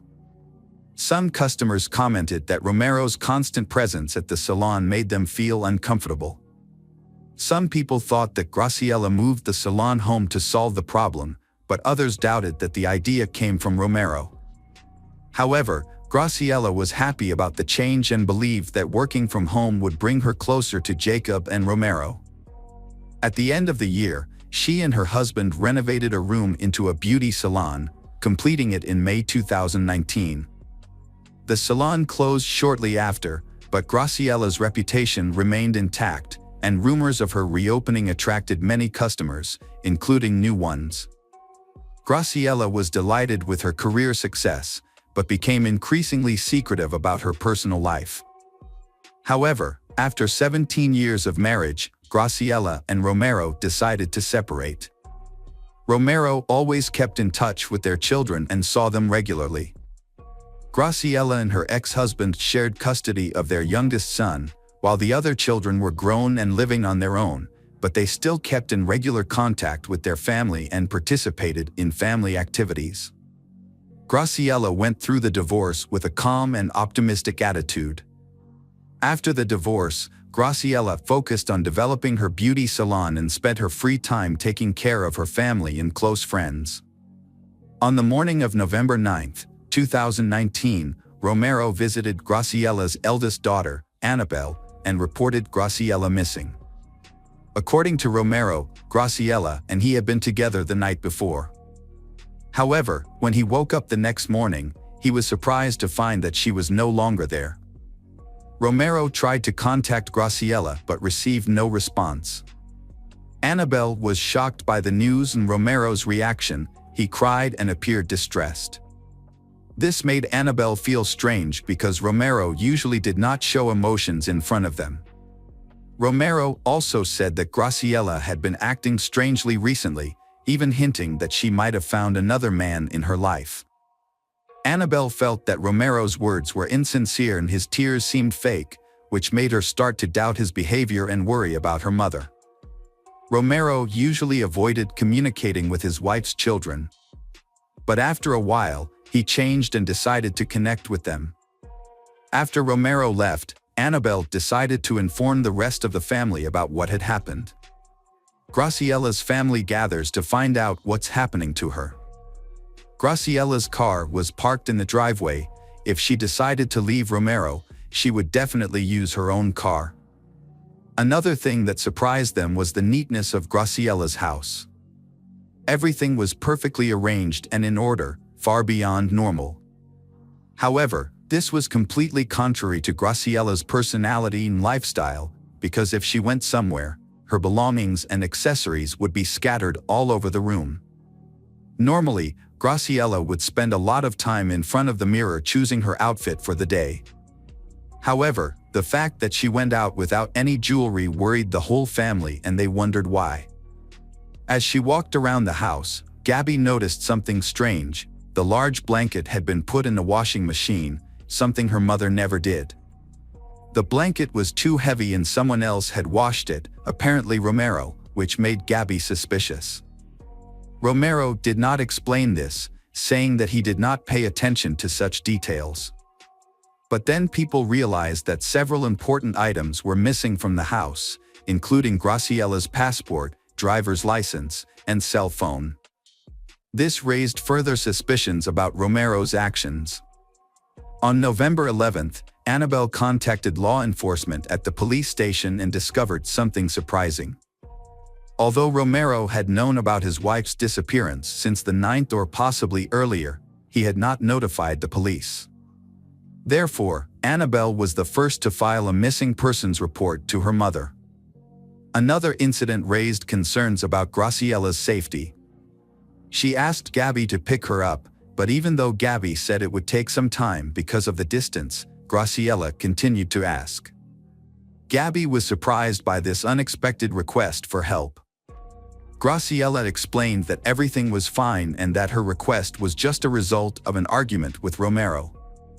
When they met, Graciela appeared relaxed, smiling and asking her daughter not to worry. She believed that arguments between lovers were just a form of renewal in their relationship. However, after they broke up, Gabby remained uneasy and became increasingly worried about her mother. The investigation began after Annabelle contacted the police. This caused the relationship between Graciela's family and Romero to deteriorate. Romero seemed angry that Graciela's family had notified law enforcement about her disappearance. Romero gave an official statement about his wife's disappearance. He said that Graciela had either wanted to be alone or that she had moved in with another man and would be back soon. That was his answer every time someone asked. However, the police did not ignore this report. Officers launched an investigation into the missing Graciela's disappearance, considering the possibility that she may have been a victim of a crime. They started by searching her house, where her relatives reported that only a few personal items were missing, without finding any other suspicious signs. The investigation expanded to include interviews with her children, Romero, and other close family members, including her ex-husband. However, no useful information was gathered from these interviews. While everyone expressed doubts about Romero's behavior, he cooperated fully with the detectives, allowing them to search his home, answering questions, providing his DNA, and taking a polygraph test. Despite this cooperation, there was insufficient evidence to prove his involvement in the case. Further investigation revealed that Graciella's phone last sent a signal near a bridge in Washington on November 9 at 12:30 p.m. After that, her phone was turned off. Her bank accounts and social media accounts showed no activity, suggesting that she had not accessed since her disappearance. Hundreds of witnesses were questioned, and all the places she regularly visited were checked, but no one had any information about her whereabouts. The investigators found her disappearance to be highly suspicious, as it seemed she had vanished without leaving any clues. For months into the investigation, the Hermiston Police Department announced that they had found no reliable information about Graciella's last whereabouts. Although Romero had not reported her missing, he was not accused of any wrongdoing. Graciella's family became increasingly frustrated with the lack of progress despite their constant contact with authorities throughout the incident. However, as time passed, these updates became less frequent and eventually stopped, forcing Graciella's children to take initiative and contact the police station themselves to inquire about the status of the case. In an effort to reinvigorate the search, Graciella's family turned to the media in March 2020, seeking public assistance and attention. They hoped that by sharing their story, they might gather new information. Graciella's daughter Gabby was mainly in charge of communicating with the press. She expressed her family's increasing frustration with the lack of progress in the case and criticized the police for not keeping them informed for such a long time. She urged investigators to focus more on finding her mother, Graciella, and to take a closer look at the suspicious circumstances surrounding disappearance. Graciella's family suspected something was wrong, as the condition of her belongings was strange and unusual in her home. However, it was unclear who would want to harm her, as Graciella did not appear to have any enemies. The family also believed that Graciella would not have left on her own, as she would have contacted them to reassure. Posters and flyers describing Graciella were scattered throughout the city in search of clues to the case. Graciella, who is 49 years old, Latina, 1.6 meters tall, 62 kilograms, and with dyed blonde hair. Local residents were also asked to be vigilant and report any information that might help the investigation. Her children were so concerned that they asked for a new detective team to take over the case, as they suspected bias in collaboration with a suspect, Romero, who was acquainted with the original investigators. The Graciella family expressed concerns about several inconsistencies in the investigation, including the fact that Romero's phone was turned off on the day of Graciella's disappearance. Additionally, Romero's calm behavior raised suspicions, as it didn't with the typical reaction expected from someone whose loved one has suddenly gone missing. As a result, the Graciella family demanded that the suspect be arrested immediately. Police Chief Jason Edmiston responded to allegations surrounding Graciella's disappearance, confirming that her case is being treated as suspicious and possibly involving foul play. However, he emphasized that this is just one theory and that the investigation remains impartial, driven by evidence. Edmiston also dismissed claims of social connections between Romero and law enforcement as baseless. Edmiston noted that the spread of misinformation has hindered the investigation. Certain information must be kept confidential, and authorities have sought assistance from the FBI. The police chief expressed frustration over public criticism of the police's actions. Separately, Gabby organized a fundraiser to hire a private detective, a move seen as a critique of the police's handling of the investigation. This perceived criticism suggested that the police were not doing enough to find Graciela. 1 year after Graciela disappeared, her family organized a memorial gathering. Here, friends and people who knew her shared stories about her lively and cheerful personality. They prayed for her safe return, lit candles, and later placed signs outside the police station, urging authorities to continue the search for Graciela Garcia. In September 2023, a major development in the case occurred when Romero Sanchez was severely injured in an attack and that required surgery. There was speculation that the shooter was Mason Garcia, Graciela's brother. The attack suggests that Graciela's family had become frustrated with the lack of progress in the investigation and took matters into their own hands, potentially leading to further tragedy. The disappearance of Graciela Garcia remains an unsolved mystery, leaving her family in a state of agonizing.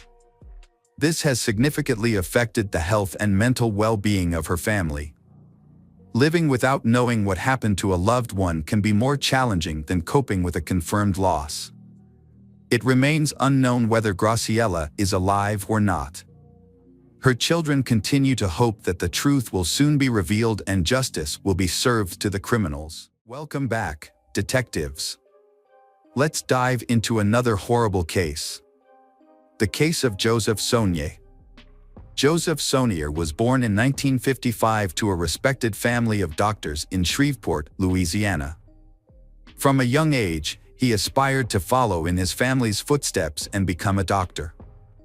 With exceptional abilities, Joseph earned a Bachelor of Science in Medical Science from the University of Baton Rouge in 1976. He then applied to Louisiana State University in Shreveport and began working at Parkland Hospital in Dallas, Texas. Joseph effectively balanced his university studies and work. He consistently refined his knowledge through hands-on experience at the hospital. The hospital management recognized Joseph's success and dedication, and in his final year of training, he was appointed chief resident. After completing his studies, Joseph chose to specialize in pathologic anatomy and went on to become a pathologist and laboratory director in Leck, Texas. Joseph's life was marked by personal tragedy, including the loss of the woman he loved, Becky. His 27-year marriage, which he considered happy, ended in divorce when his wife fell in love with another man. Joseph accepted her decision and agreed to the divorce, believing that the woman he loved had found happiness. Joseph had a strong sense of responsibility and nobility. After his divorce from Becky, he maintained a warm relationship with her and continued to support their 2 sons. 2 years later, Becky was killed by her new husband. Joseph was shocked by her death. He often thought about their past family life and mourned her loss. Despite his own grief, Joseph remained a source of strength for his family. He took care of the funeral expenses and helped his sons cope with the trauma. His sons later credited his support for helping them overcome their pain. The tragedy had a profound impact on Joseph. He devoted himself to his work and raising his sons. However, the grief finally gave him the motivation to change his life. He decides to start a new chapter in a new city. In 2007, Joseph moved to Leck, Texas, with his sons, where he became the chief pathologist at Covenant Health System. Feeling the need for a change, Joseph enrolled in a local dance studio. He enjoyed the classes and met new women, which helped fill the void in his life. A few times, Joseph attempted to form connections with his dance partners, but it never worked out. That was until Michelle Tina walked into his dance class on a warm summer evening. Her elegance, poise, sense of humor, and sparkling eyes immediately caught his attention. Her radiant smile illuminated the room, and Joseph knew right then that she was the one he had been searching for. Michelle, too, noticed Joseph's confident and respectful demeanor on the dance floor. As they danced together, the 47-year-old Michelle and 57-year-old Joseph found that they complemented each other perfectly. As they continued to dance together, they grew closer with each passing session. Eventually, Joseph asked Michelle out on a date, and she agreed. This marked the beginning of what seemed like a happy new chapter in both of their lives. Michelle possessed an irresistible charm that had a profound effect on men. Michelle was a classic example of a femme fatale, a woman with an undeniable magnetism that drew attention and sparked passion in those around her. Michelle, like Joseph, is also starting a new life after personal emotional breakdowns. She is running away from the fear and anxiety associated with Mike Dixon, owner of a private clinic for cosmetic surgery. Michelle met Mike in 2008 when she came in for Botox injections. At first, there was just casual social interaction between them, then light flirting followed and they began a romance. Michelle is a successful and free woman. She worked as an executive in the NFL, built a successful career, and didn't lack for anything. Mike, on the other hand, is bound by his marriage. A few months after living a double life, his wife discovered his affair with Michelle and filed for divorce after 20 years of marriage. Mike is so captivated by Michelle that he barely notices that he is losing everything. Mike left his wife for Michelle, even though she never announced she would marry him. When Mike doesn't get the attention he expected, he tries to pressure Michelle, which scares her. Michelle recognized Mike's manipulative behavior and desire to take complete control of her life. This realization caused her to end the relationship. In 2010, Michelle and Mike went their separate ways. However, even after the breakup, Mike continued to pursue Michelle, urging her to return. His obsession exceeds the limit, forcing Michelle to find a way to escape Mike's control. Michelle moved to Lek to start anew, where she met Joseph, a charming and kind-hearted man. They quickly connected, and their relationship blossomed into true love. Joseph's sons and relatives welcomed Michelle with open arms. Joseph spared no expense in giving her gifts, taking her to the most luxurious restaurants and private clubs, and giving her romantic vacations. As Joseph realized he had found his perfect match, he took Michelle to Los Angeles and proposed to her in front of his entire family. Michelle, 47 at the time, was smitten with her new partner and frequently expressed her love for him on social media. However, her ex-lover, Mike Dixon, couldn't help but notice these declarations of love. Mike is furious when he discovers that Michelle has moved away and is planning to marry Joseph. He realized he couldn't win her back but still dared to propose that they rekindle their past relationship, suggesting they become lovers again. Michelle firmly rejected his proposal, refusing to engage in a love triangle, and immediately informed Joseph about Mike's suggestion.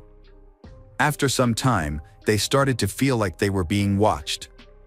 At one point, they even noticed something that looked like a camera flash through the backyard window, but they didn't pay much attention to it, not realizing the seriousness of the problem. The situation got out of control on July 11, 2012, when a gardener came to Joseph's house to discuss a garden renovation project. When the landscaper arrived at the home, he tried to contact Joseph but got no response. He saw an open door and, thinking Joseph might not be able to hear him, went inside. The house was in disarray, and there was a bullet hole near the front door, indicating a possible intruder. The landscaper cautiously went further inside, looking for Joseph. In the garage, he found Joseph lying in a pool of blood on the floor with no signs of life. Joseph's body had stab and gunshot wounds, leading the landscaper to think the perpetrator might be nearby. He immediately left the house and called for help. At 2:48 p.m., the police department received the call, and several patrol cars were sent to the scene. When the officers arrived, they found Joseph Sonnier. Medics confirmed that Joseph had died. The incident shocked the public, as it happened in one of the city's safest and most affluent neighborhoods, where crime is extremely rare. Joseph, a respected professional, was known for his calm and kind nature, and it seemed he had no enemies who would want to harm him. Although a window was broken, it was clear that the incident was not a robbery, as nothing was missing from the house. However, a bottle with a hole shot through its bottom was found at the scene, suggesting it was used as a makeshift silencer for a gun. A forensic team arrived soon after to collect evidence, and it appeared that the perpetrator was inexperienced, as they left behind many traces. DNA from the bottle and blood samples were sent to a lab for further analysis. Detectives interviewed neighbors, but none of them reported seeing or hearing anything suspicious. There were no CCTV cameras near the house. According to the investigation, the perpetrator entered through a large window overlooking the backyard, making the attack unexpected. In the dining room, the attacker confronted Joseph and started shooting. It is likely that the wine bottle was used as a silencer at this point. Blood stains in the hallway suggested that Joseph was still alive after being shot. He entered the garage, where the attacker caught up with him and stabbed him multiple times. An autopsy revealed 5 gunshot wounds and 11 stab wounds. The circumstances suggested that the murder was not random, but the identity and motive of the killer remained unknown. The investigation focused on the people closest to the victim. During an interview with law enforcement, the victim's fiancée, Michelle, reported strange things in the months leading up to the murder. She believed Joseph was being stalked. Michelle had seen a stranger lurking outside Joseph's house, watching the door and windows. She also mentioned that Joseph had received persistent calls and texts in the period leading up to his death.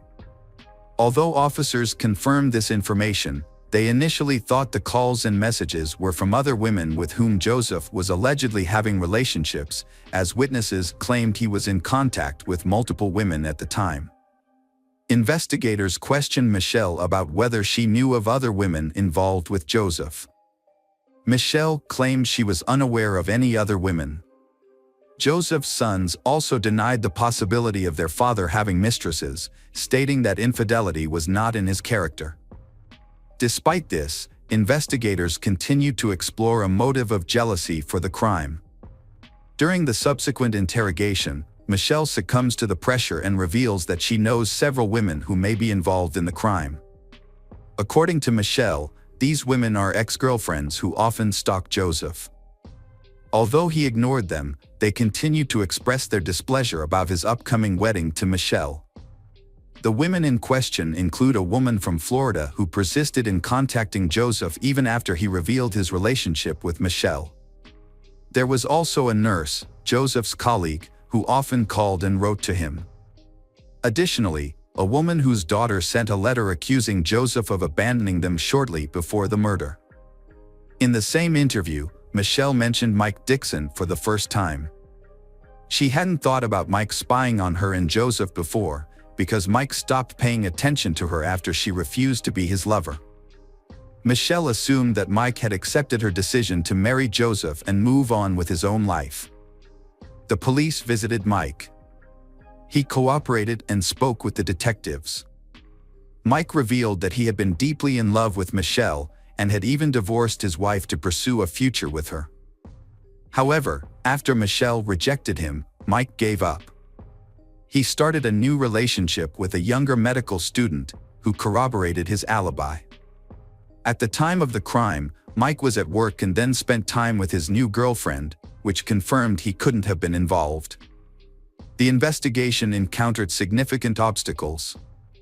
Every suspect, including Michelle, had a solid alibi, leaving detectives stumped. They searched for enemies of Joseph or individuals who might benefit financially from his death. But no new leads emerged. Unfortunately, forensic analysis does not provide any information about an individual, so police cannot identify the owner of the DNA found at the crime scene. Just as the case seemed hopeless, the police received an unexpected call from Paul Reynolds. Reynolds reported that his roommate, David Shepard, had recently confessed to a murder in Leck and then attempted to take his own life but was saved. According to Reynolds, a neighbor shared specific details about David's crimes with him, including details that only a few detectives knew, such as the use of a glass bottle as a silencer. This new information led police to conclude that Shepard was indeed connected to the crime. The witness came forward claiming that David was not the mastermind behind the crime, but rather a person who was hired by an unknown doctor involved in plastic surgery. Police launched an investigation into the new suspect and discovered that Mike Dixon was the person who hired David. When questioned at the police station, David began to confess and revealed that Mike Dixon had indeed hired him to commit the crime. According to David, he and Mike met at a bar while both were going through difficult breakups and formed a friendship. Mike shared his sadness over his lost love, Michelle, who was now engaged to someone else. He claimed that he couldn't move on and was willing to do whatever it took to win her back. David alleged that the initial plan was to discredit Joseph, Michelle's current partner, in the hopes that Michelle would leave him and return to Mike. However, David claimed that murder was not part of the original plan. First, women were paid $1,000 each to pretend to be Joseph's mistresses and pursue him. Additionally, a letter arrived from a woman claiming Joseph had abandoned her and their child. Joseph consistently denied these allegations, and Michelle believed him. It was later revealed that the camera flash seen by the couple was actually the light from David's cell phone flashlight.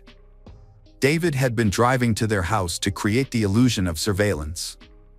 Funded by Mike Dixon, who covered gas and other expenses. When these tactics failed to break the couple apart, Mike plotted a more extreme solution. He offered David 3 silver bars, valued at around $110,000, to kill the pathologist. David agreed and received one of the bars as a deposit, which he immediately sold at a pawn shop. According to David Shepard, the situation escalated out of control when he went to Joseph's house.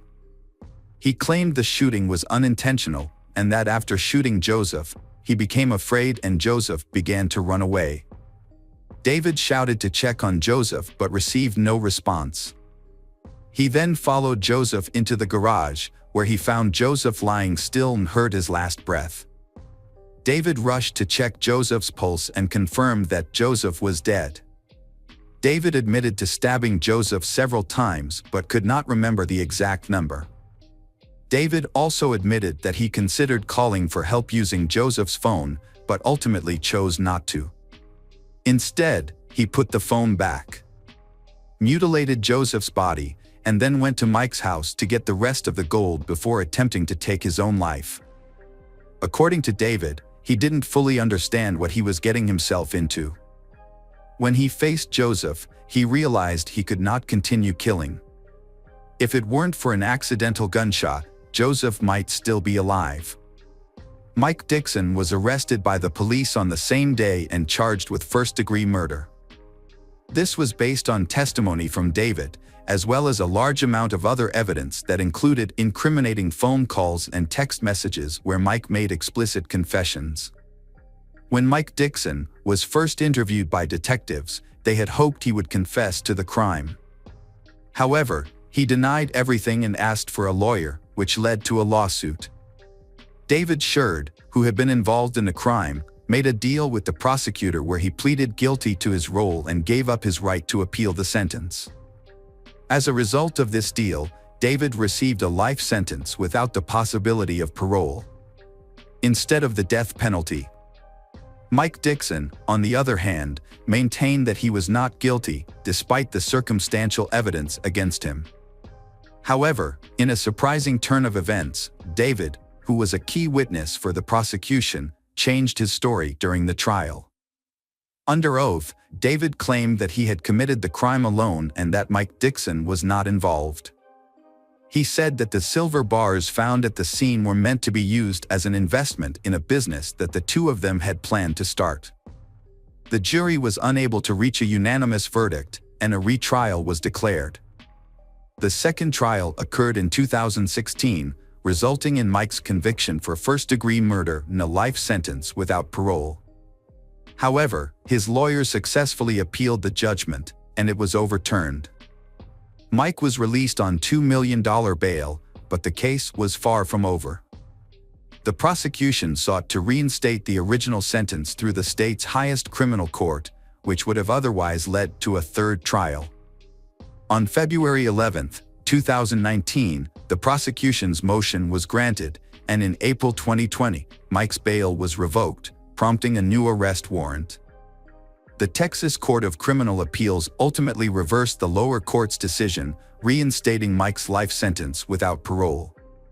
The judge ordered Mike to continue serving his sentence, and he is currently incarcerated in a Texas prison.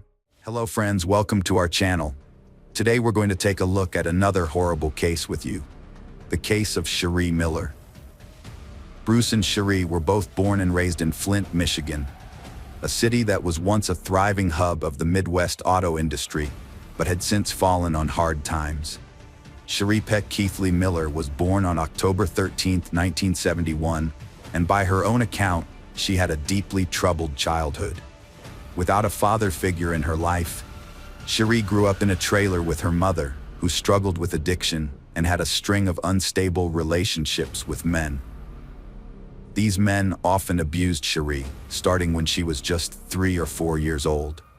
By the time she was 16, Cherie was on her own, and at 17 she got married, became pregnant, and had a child.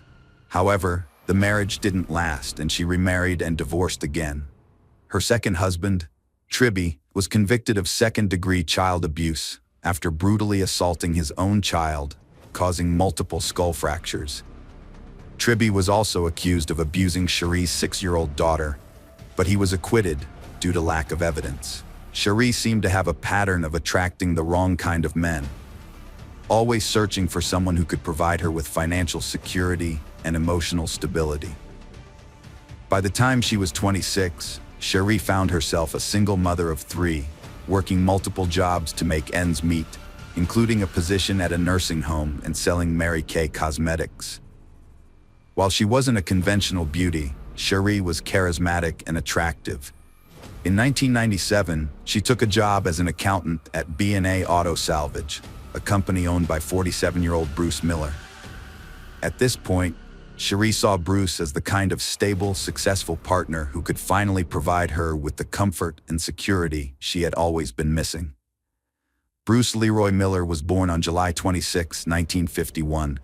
In his younger years, he worked at General Motors, a common career path for many Flint residents. After leaving GM, Bruce went on to own and operate an auto junkyard, where he would accept old cars and resell their parts. Bruce had 3 marriages and enjoyed activities such as racing and socializing. He was known for his generosity and openness. Initially, Bruce showed no romantic interest in Cherie Keithley, his new employee, but rather offered her support as a single mother facing difficult circumstances. However, Cherie eventually caught his attention, and despite their 20-year age difference, an office romance blossomed. Bruce was flattered by the attention of a younger woman, and they quickly moved from dating to living together. The couple got married on April 23, 1999, in one of Las Vegas's chapels, just 4 months into their relationship. After the wedding, Cherie and her children moved in with Bruce, providing her with the stability she had long sought. Bruce's brother, Chuck Miller, revealed on the TV show Snapped that Cherie often praised Bruce, saying he was the best thing that had ever happened to her, as he provided her with a normal life and the means to make her happy. Chuck's wife, Judy, added that Bruce was smitten with the young, attractive blonde, whom he considered the perfect wife. While friends voiced concerns about Cherie's excessive spending habits, which went beyond her means, Bruce chose to ignore it. Cherie would later admit that she had been trying to fill a constant void by instantly maxing out her credit cards and spending all the cash she could find. Despite her friends' misgivings, Bruce remained unconcerned about his wife's spending habits. Cherie, a hard worker, had a job as a Mary Kay cosmetic saleswoman, allowing her to sell products to customers at home or while traveling across the country to manage her accounts. In fact, Bruce even bought her a computer to support her work. The turning point came with this purchase. In 1999, Cherie Miller stumbled upon adult chat rooms while using her home computer to research a vacation destination. At the time, social networking didn't exist, and text messaging was not common.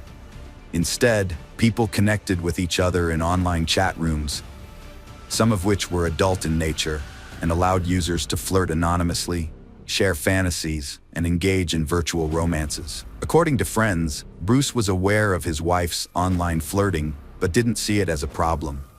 He loved his wife, was happily married, and planned to adopt her children. He preferred to trust her rather than letting suspicions overshadow their family life. Cherie soon became comfortable in the virtual world and began regularly logging into chat rooms, sharing her deepest sexual fantasies with strangers under various aliases. Detective Kevin Shanlian, who investigated the murder case, testified that Cherie had at least 25 different aliases. In 2016, Cherie admitted that she was glued to the computer. She explained that Bruce worked at the store and had his own business, so he was often away. Cherie spent hours flirting online, driven by a need to control everything. She obsessively controlled people who trusted her, treating every man and every relationship like a new level in a video game, each one more challenging than the last. Among the men Cherie Miller met online was Jerry Cassidy, who used the pseudonym Rena Dudes. Born on October 6, 1960, in Kansas City, Missouri, Jerry was a married man who raised a son, enjoyed deer hunting with his brothers, and had a dream of becoming an FBI agent while working as a homicide detective. However, when he reported corruption involving falsified records to a coworker, he faced retaliation, was demoted, and eventually forced to resign after 9 years of service. Despite doing the right thing, the experience ended his career. Depression, drinking, and substance abuse followed, which led to the breakdown of his marriage. Later, Jerry got his life back on track, moved to Reno, Nevada, and became a security guard at Harrah's Casino. In his free time, he frequented chat rooms where he met Cherie Miller. Their online correspondence turned passionate, and in July 1999, they met in person in Reno, where Cherie claimed to be attending a Mary Kay convention with a friend. The online romance blossomed into a physical affair, and Jerry thought his life was finally taking a turn for the better. Cherie presented herself as a wealthy businesswoman living with a disabled husband who was seeking a discreet sexual encounter. Jerry believed her, as his friend Carol Slaughter would later recall. At the time, Jerry was at a low point in his life. His marriage had ended, and he was in a new neighborhood with no friends. He became deeply infatuated with Cherie, telling Carol Slaughter that Cherie was exceptional in the bedroom. Throughout the summer and fall, Cherie used her cosmetics business as a front for frequent trips to Reno, where she would secretly meet with Jerry. The two exchanged explicit emails and instant messages, including intimate videos, and even went so far as to rename their online accounts, with Cherie calling herself Jerry's Fool and Jerry calling himself Cherie's Fool. Despite his background as a cop, Jerry seemingly failed to notice any red flags, blinded as he was by Cherie's professions of love. Whether due to naivety, flaws, or emotional vulnerability, Jerry proved to be an easy target for Cherie's manipulation. She quickly wove a web of deceit, convincing him that he needed to kill her husband. The impact on Jerry was evident to those around him. His friends noted that after Cherie entered the picture, he became increasingly erratic, exhibiting symptoms akin to bipolar disorder. He would be overly excited and energetic before her visits, only to plummet into painful depression after she left. As early as September, Cherie claimed to be pregnant with Cassidy's child, sending Jerry fake evidence, including doctored photos, a forged positive pregnancy test, and even fake belly pictures. Shortly after, she feigned that her husband Bruce had discovered her infidelity, beating her and causing her to miscarry. Unbeknownst to Jerry, Cherie had actually undergone a tubal ligation in 1995, rendering her sterile. Jerry had no reason to doubt her lies, and so he believed every word. After losing the baby, Cherie announced that she was pregnant again, this time with twins. Jerry begged her to leave her abusive husband Bruce, take the children, and come live with him. Cherie feared for her life and Jerry's, claiming Bruce had mafia connections and wouldn't let them leave. Despite her fears, Cherie continued to secretly meet Jerry in Reno. During one of these meetings, Jerry was arrested for drunk and disorderly conduct at a casino, which temporarily halted their online communication. After his release, Jerry decided to protect Cherie from further danger by distancing himself from her and returning to Missouri to reconcile with his family. The online relationship continued, with Cherie sending Jerry photos of her ultrasound and growing belly. On November 5, 1999, Jerry received an ominous email, allegedly from Bruce, threatening to prevent the twins' birth. Alarmed, Jerry tried to contact Cherie but received a message from her hours later, saying she had to leave for a few days. The next day, Jerry received a message from Bruce, revealing that he had forced Cherie to have an abortion. The message included disturbing photos of a battered Cherie. Jerry had reached his breaking point. The tragic deaths of his twin children at the hands of Bruce Miller had left him devastated and consumed by anger. He held Bruce responsible not only for the loss of his 3 children, but also for the suffering of the woman he loved. The next day, November 8th, Jerry confided in Cherie, declaring his intention to kill her husband. Together, they began to orchestrate a plan to take his life. They carefully mapped out routes, identified ideal parking spots, and pinpointed the perfect location and time to dispose of the body. Jerry then embarked on the long journey from his home to Michigan. As Bruce prepared to leave work, he received a call from Cherie, following their plan. She asked him to pick up a pizza on his way home, distracting him from the impending danger. Unaware of the threat lurking behind him, Bruce failed to notice Jerry approaching, shotgun in hand, before he pulled the trigger. After committing the crime, Jerry returned home while Cherie set the next part of their plan in motion. She contacted Bruce's brother, Chuck, pretending to be worried about her husband's prolonged absence, and requested that he drive to the junkyard to check on him. When Chuck arrived, he found his brother's lifeless body on the floor, lying in a pool of blood, with a close-range shotgun wound to the chest. Witnesses reported that Cherie reacted with screams and tears upon learning of Bruce's death. The crime scene was promptly discovered, but the perpetrator had left behind no trace or evidence. Investigators found that Bruce typically carried large sums of cash, leading them to initially suspect that his death might have been the result of a botched robbery, since his wallet was missing. Suspicion fell on John Hutchinson, a friend and employee who had recently borrowed $2,000 from Bruce. Police questioned Hutchinson, searched his home, and seized his weapons, but he denied any involvement. Although Hutchinson failed a polygraph test, the investigation proved inconclusive, and he was eventually released. A theory that the murder was committed to falsify vehicle identification numbers was explored, but none of the leads panned out, and the case was eventually closed. In the meantime, Cherie's behavior seemed suspicious to Judy Miller, the sister of Bruce, the victim. Just 2 days after her husband's death, Cherie was seen dancing happily in a bar in Otisville, Michigan. 2 weeks later, she had already started dating a local delivery boy named Jeff Foster, not Jerry Cassidy, her supposed lover. Jerry Cassidy had expected to be with Cherie after the murder, but she started to distance herself from him instead.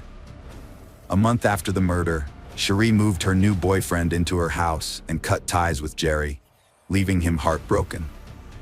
It was likely at this point that Jerry realized he had murdered an innocent man due to Cherie's manipulation, and feelings of guilt overwhelmed him. He transformed from Cherie's lover to an investigator and discovered that all the accusations were fabricated by Cherie herself.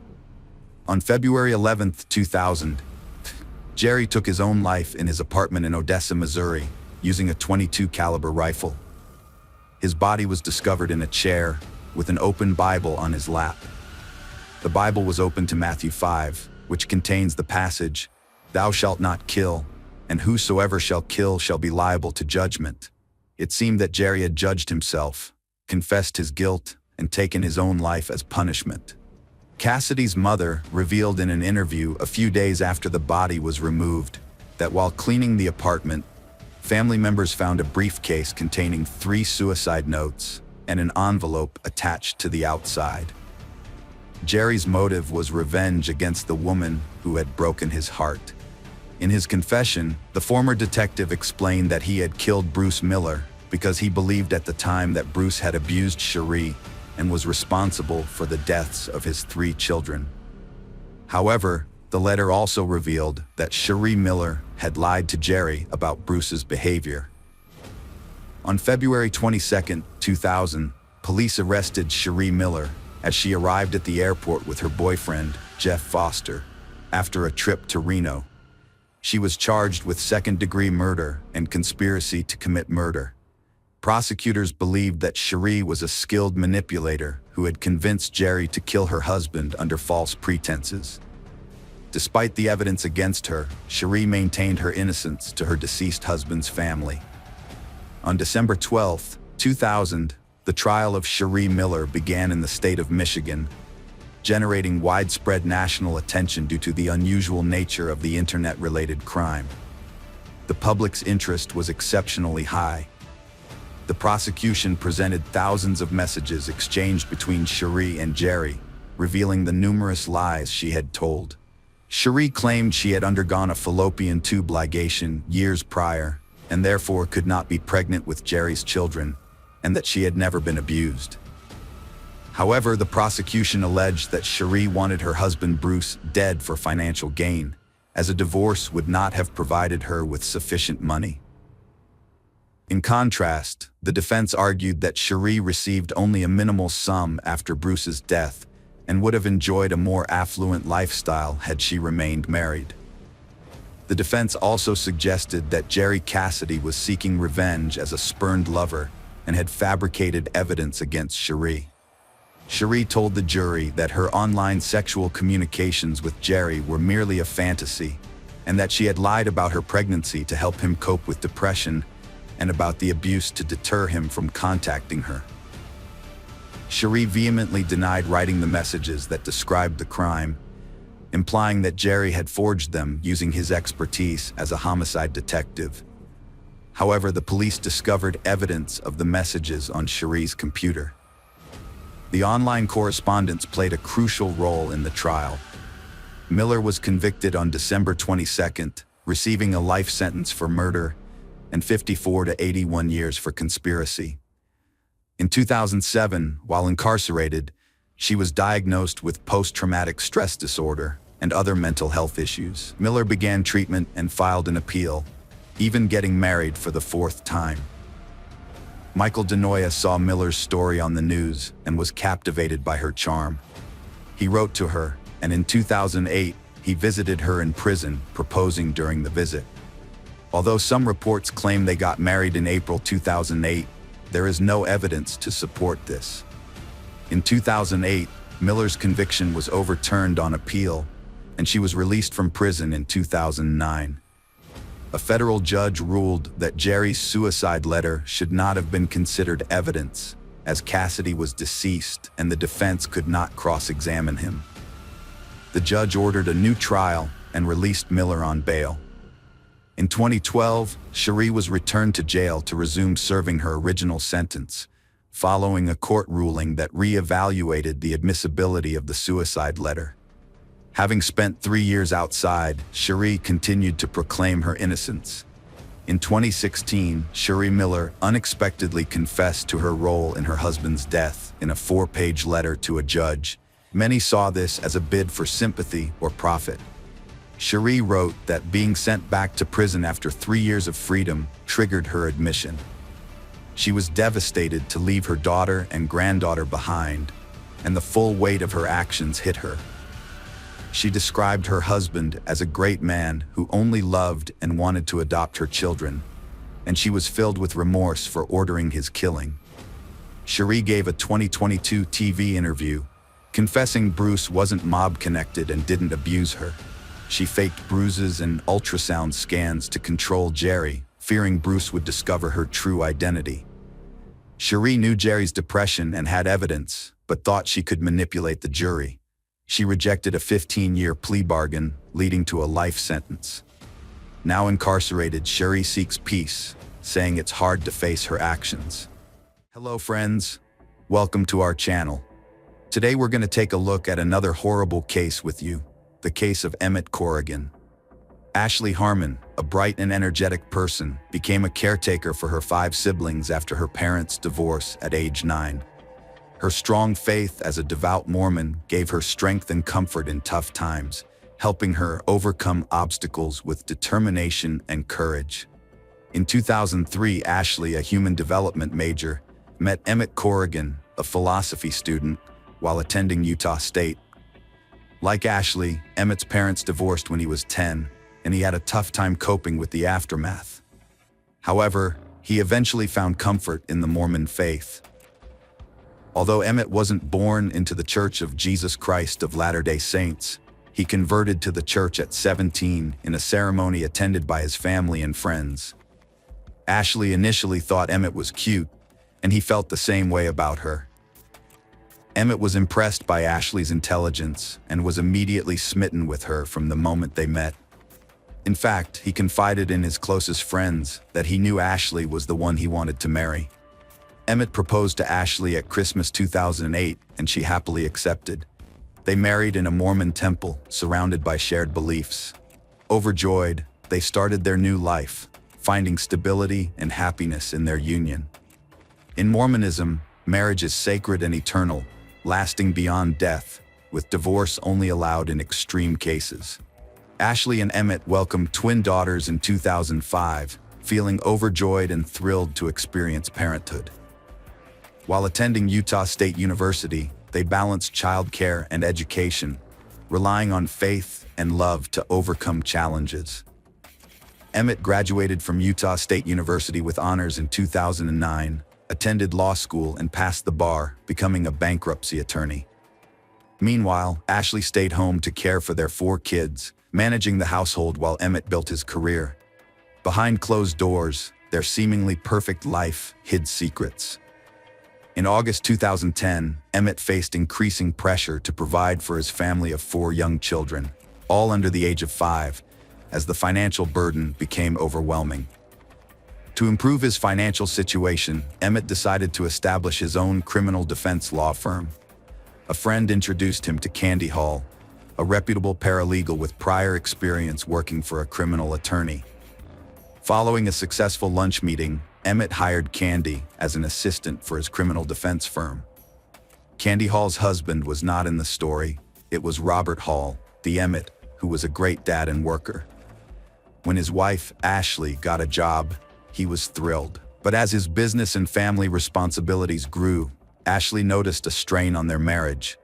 Robert coped with the pressure by working out excessively, often at inconvenient times, leaving Ashley to care for their 4 kids alone. On January 15, 2011, Ashley and Emmett had their 5th child, a son, despite their growing distance. However, Emmett's behavior towards their newborn was different from how he had behaved with their other children. Instead of being attentive, he started spending more and more time away, sometimes staying out overnight. Ashley confided in her sister that she was worried about Emmett's actions and suspected he might be cheating on her.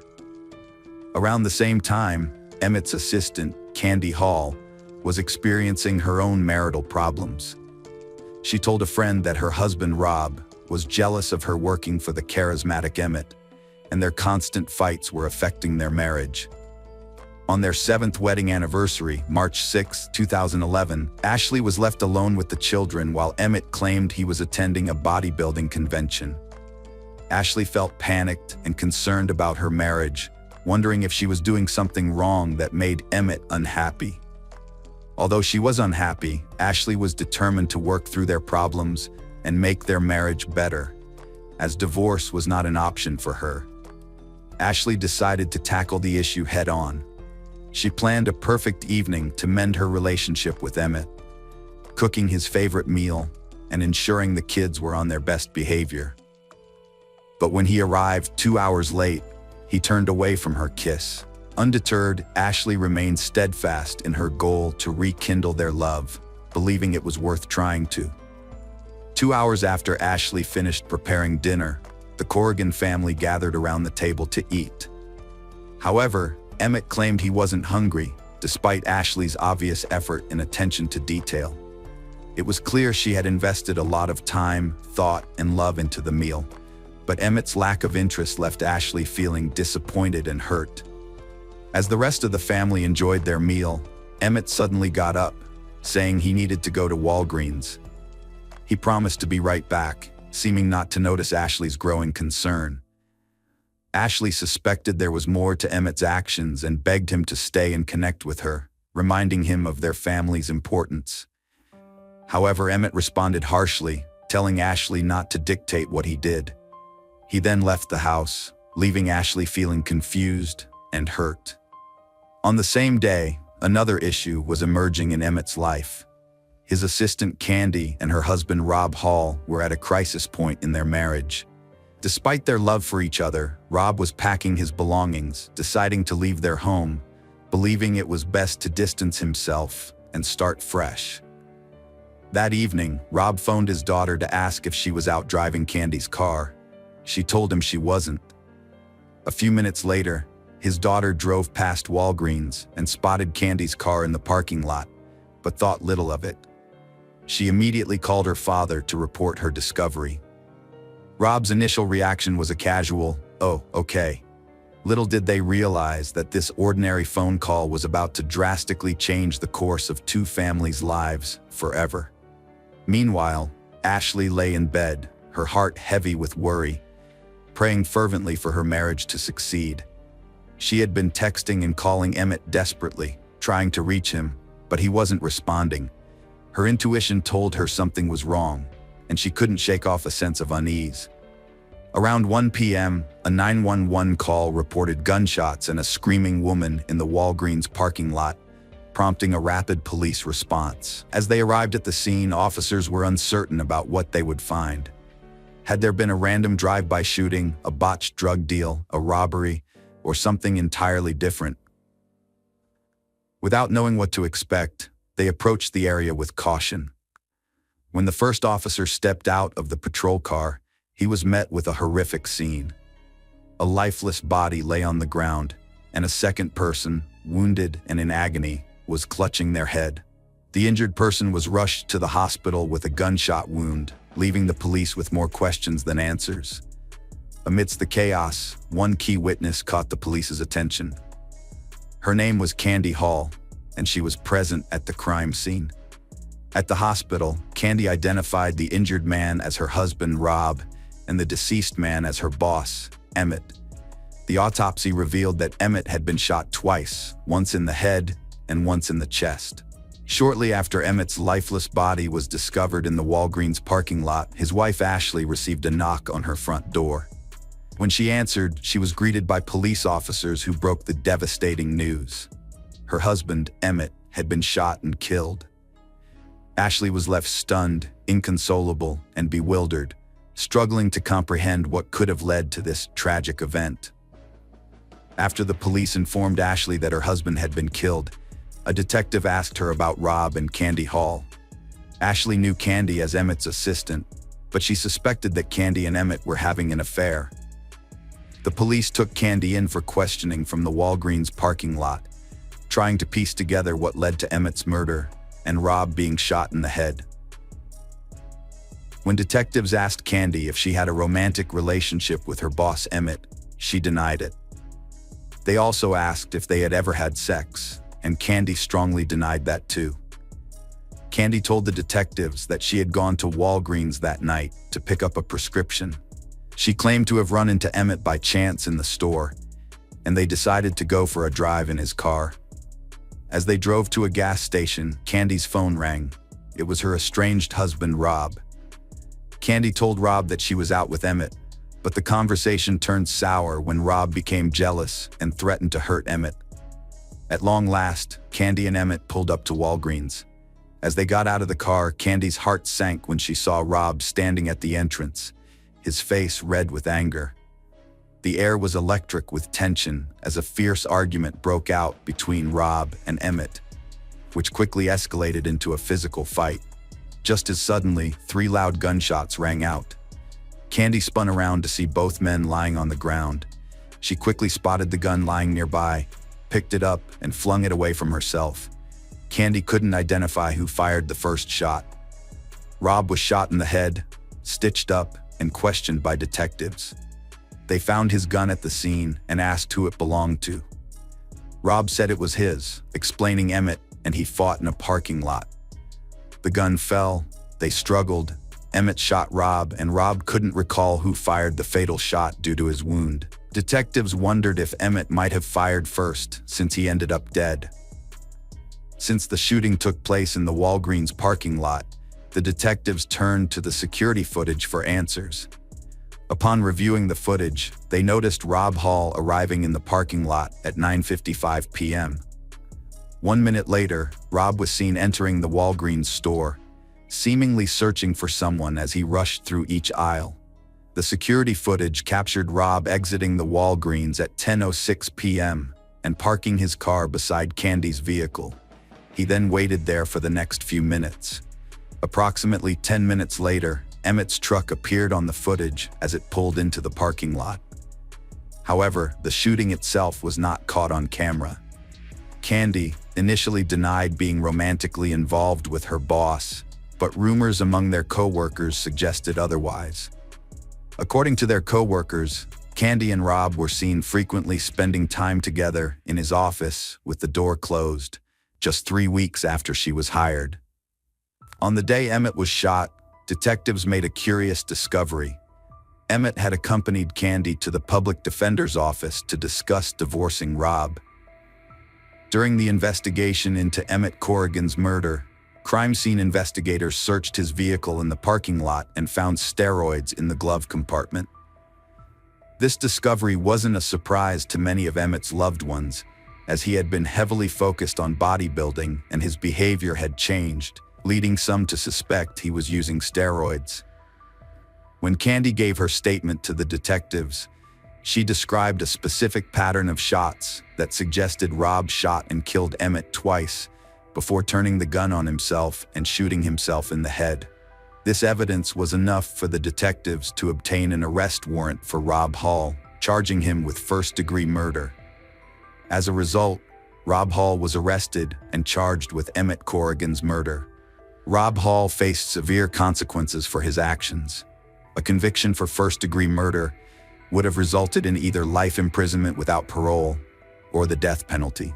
When Rob Hall went on trial for the murder of Emmett Ashley, Emmett's widow hoped the trial would bring her some closure and help her grieve. She believed that understanding her husband's affair and death would provide her with a sense of closure. According to the prosecution, Rob was enraged by Emmett's affair with his wife Candy and blamed him for ruining his marriage. They claimed that Rob shot Emmett and then attempted to take his own life. However, Rob's defense team presented a different account. They argued that Emmett was the aggressor on the night of his death and had a history of abusing steroids. The defense alleged that during the altercation, Emmett grabbed Rob's gun, shot Rob, and then Rob regained control of the weapon and killed Emmett in self-defense. Candy Hall, the wife of Rob Hall, was a key witness in his trial. Her testimony during the trial differed slightly from the account she provided to the police on the night of Emmett's death. On the witness stand, Candy claimed to have heard a distinct sequence of shots, stating that there was an initial pop, followed by 2 more quick pops. This revised account supported the defense's argument, which suggested that Emmett had shot Rob Hall first, before Rob managed to regain control of the gun and shoot Emmett twice, resulting in his death.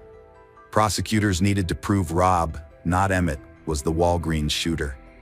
They presented forensic evidence that the murder weapon leaves significant gunshot residue, GSR, after firing.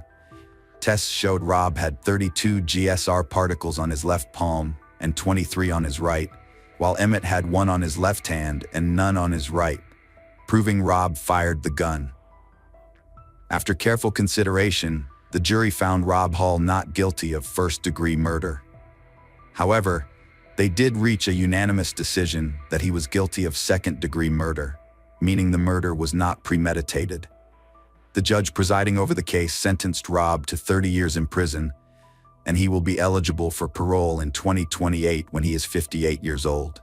Despite being convicted, Rob has consistently claimed innocence and appealed his conviction in 2021. However, the Idaho Supreme Court upheld his conviction, denying him a retrial. 2 months after Emmett's murder, Candy Hall was arrested and charged with embezzlement for allegedly stealing from her previous employer, an attorney.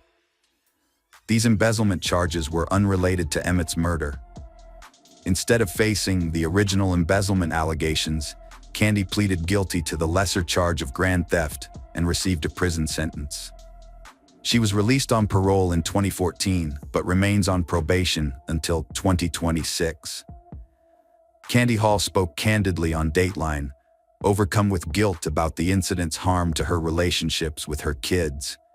She's unsure how to move forward, hoping to prove to them it was a regrettable mistake. Ashley's life was shattered when her husband Emmett was murdered by his lover's husband. She bravely confronted Emmett's lover on Dr. Phil in 2015. Refusing to be defined by grief, Ashley rebuilt her life by leaving the past behind and starting anew. She moved to a new town, and her 5 kids slowly rediscovered happiness. Ashley found love again, remarried, and had 2 more kids. Now she uses her blog to support others who've endured trauma. Hello friends, welcome to our channel. Today we're going to take a look at another horrible case with you. The case of Christina Ann Thompson Harris. Christina Ann Thompson and Jason Thomas Harris, 40, had been married for 11 years as of 2014, having tied the knot in 2003 following a 5-year courtship. The couple welcomed their first child in 2009, which brought about significant lifestyle changes. Despite the challenges that came with parenthood and daily responsibilities, they appeared to be content with their new life. Christina managed the household and cared for their child, while Jason worked at a plastics factory. As their child grew older, Christina had the opportunity to contribute to the family income by getting a job. However, in May 2014, she had to take maternity leave due to her second pregnancy. Their daughter was born healthy, but tragically, she would only get to see her mother through photographs as she grew up. On September 29, 2014, Jason had a brief conversation with his wife Christina before leaving for work. Despite being unwell with a cold and severe cough that had disrupted her sleep, Christina reassured Jason she was okay. However, a few hours later, Jason grew concerned when Christina didn't answer his call to check on her. Unsuccessful in reaching his wife, Jason asked a neighbor to visit their home and check on Christina, explaining her condition and unavailability. The neighbor found the front door unlocked, and upon entering the bedroom, discovered Christina lying unresponsive on the bed. The neighbor promptly called 911 and then sought help from another neighbor, a registered nurse, who sadly confirmed Christina's death after checking her pulse. 2 days after Christina's death, the medical examiner determined that the cause was an overdose of a banned substance. This verdict stunned her family and friends, who were convinced she had never touched illegal drugs. Christina's mother, Kathy May, disputed the finding and told the police that her daughter had seemed well when they last met, the day before her death. The police then questioned Jason Harris's claim that his wife was battling a cold. According to Kathy May, Christina had confided in her about the difficulties in her marriage to Jason, who was unhappy but reluctant to divorce due to concerns about child support and custody of their 2 kids. The neighbors who discovered Christina's body provided the police with some interesting information. They claimed that Jason had told them that the night before his wife's death, he had made her a bowl of cereal with milk, and while they were eating, Christina suddenly lost consciousness and dropped the plate. The police were aware that it would be difficult for Christina's loved ones to accept that someone they knew so well had a secret dark side. However, as the investigation progressed, the police began to question whether Christina had indeed taken any illegal substances. Despite the official findings, Christina's family refused to give up, convinced that Jason Harris was involved in her death. Christina's mother and sisters persuaded the police to test her breast milk, which led to a historic first in Michigan, using breast milk as evidence.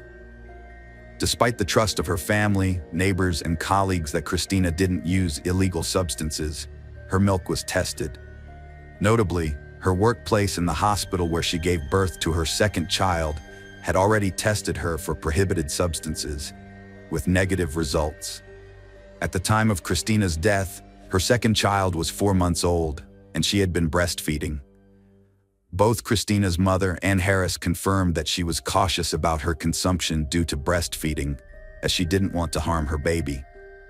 Christina would express and freeze her breast milk, with some bags stored at her mother's house. The police examined 3 dated bags of frozen milk, which revealed no traces of banned substances. The expert analysis included milk samples frozen shortly before Christina's death, indicating she didn't consume the substance that caused her death. Only one person claimed that Christina had used banned substances, and that was Jason Harris's sister.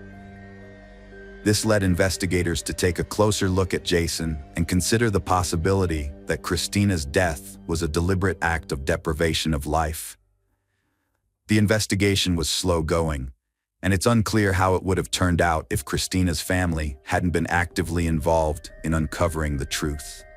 Christina's mother constantly reminded the Davidson police about her daughter, and in August 2016, almost 2 years after Christina's death, Kathy Mays successfully got the Davidson police to hand the case over to the Michigan State Police, with new investigators taking over.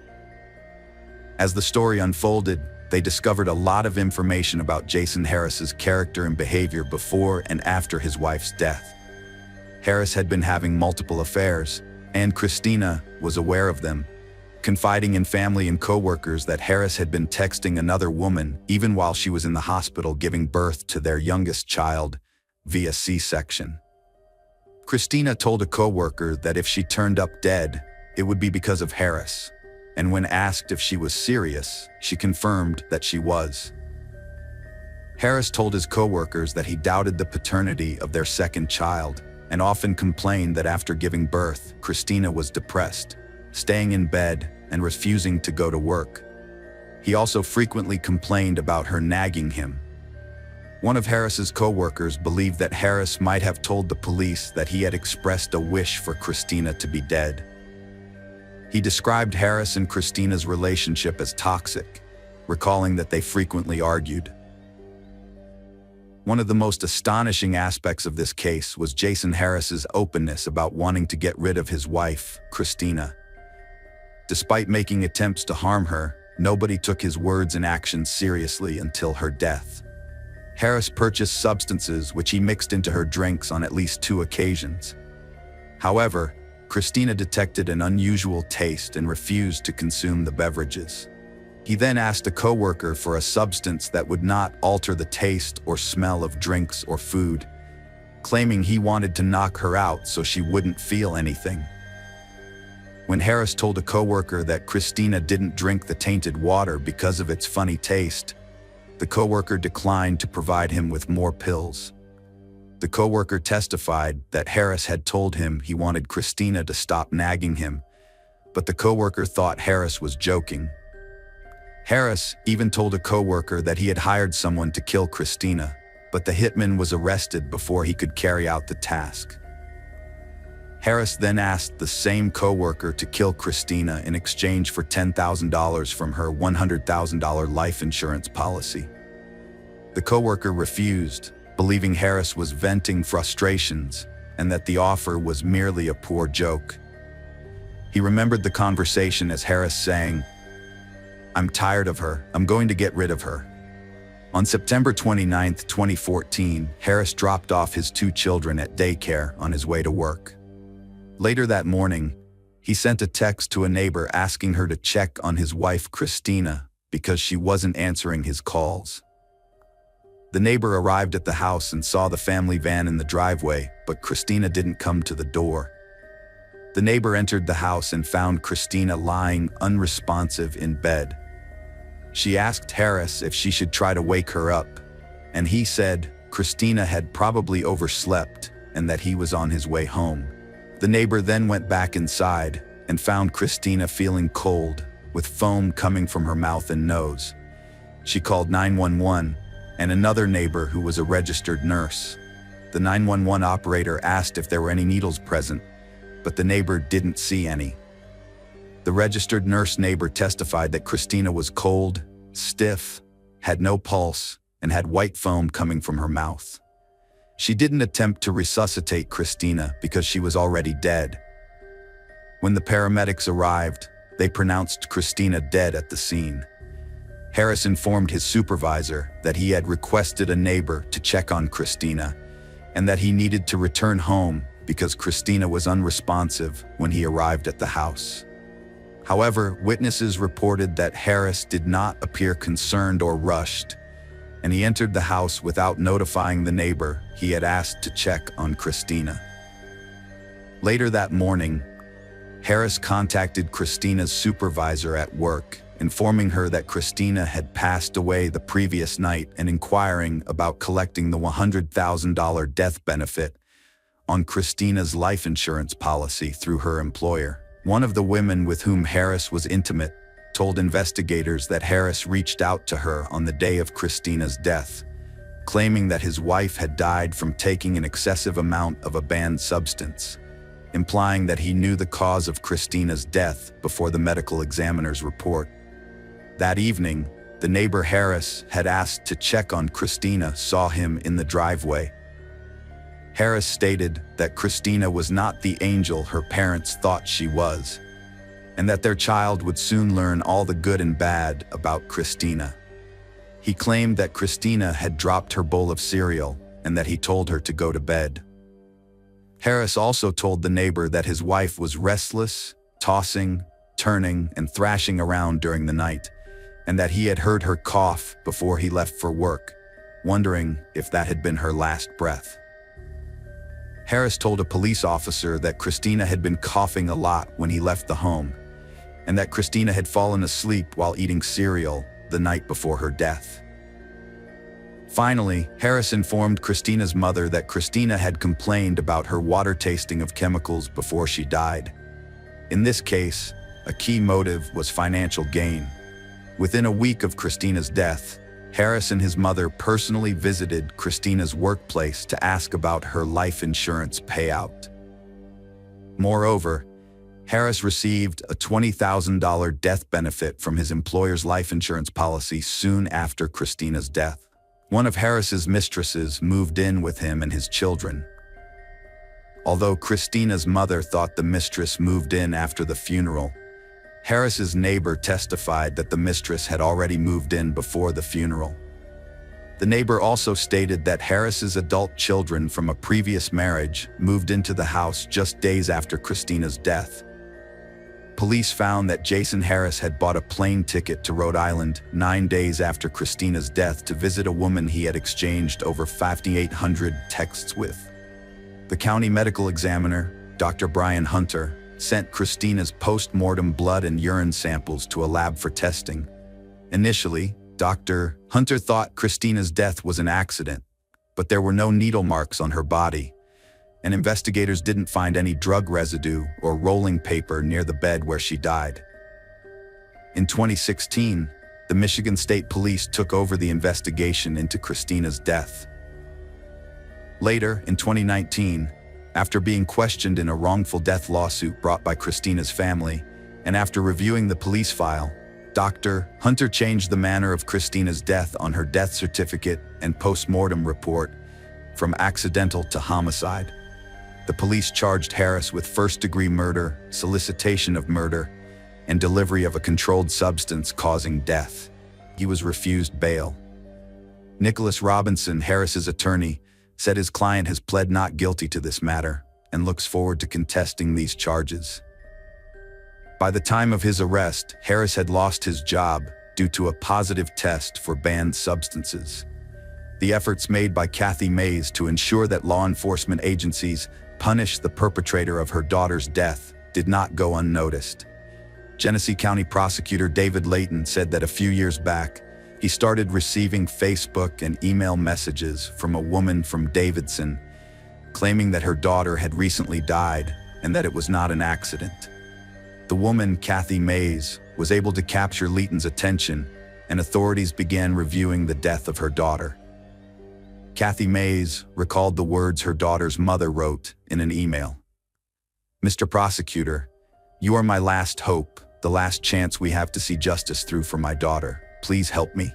Layton stated, "I was, and remain to this day, thoroughly convinced that her daughter's death was not accidental, but rather the result of foul play. However, it was Mays's relentless pursuit of justice for her daughter that ultimately led to this moment, and it is her effort that prompted Layton and his office to present her with the Crime Victim Advocate of the Year award."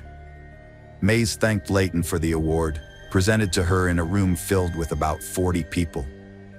Mays said, "The accused have well-defined rights, but the victim's rights are not so defined. Communicate through email, phone calls, talking to people, and learn the jargon that's coming at you from the professionals.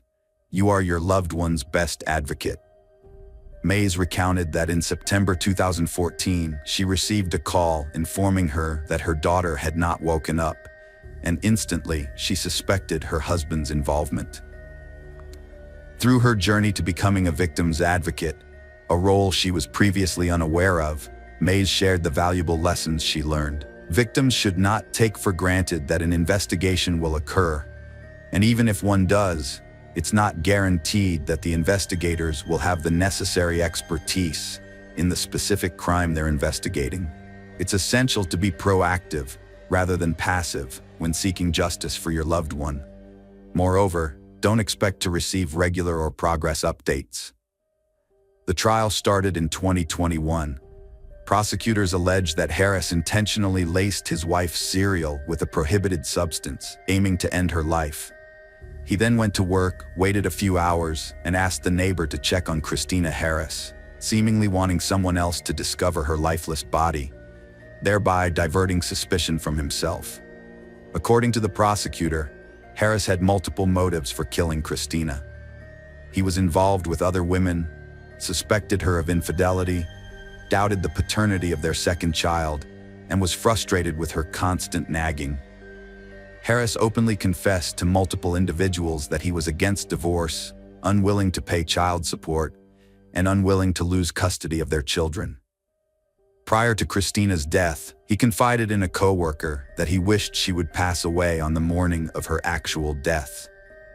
Harris contacted Christina's employer to inquire about a $100,000 life insurance policy, and during this conversation, he falsely claimed that Christina had died the previous night.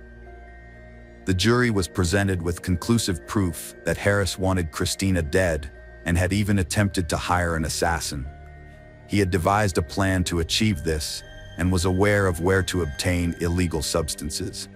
In fact, he repeatedly purchased these substances with the intention of administering them to Christina. Multiple witnesses testified during the trial that Christina refrained from recreational drug use and was meticulous about what she consumed, given her breastfeeding responsibilities. Furthermore, tests on her frozen breast milk yielded negative results for the substances, lending credence to the theory that Harris had contaminated Christina's food.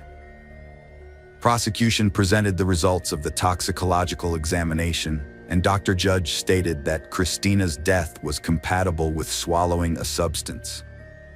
The prosecution dismissed the possibility of an injection because there were no injection marks or a needle found.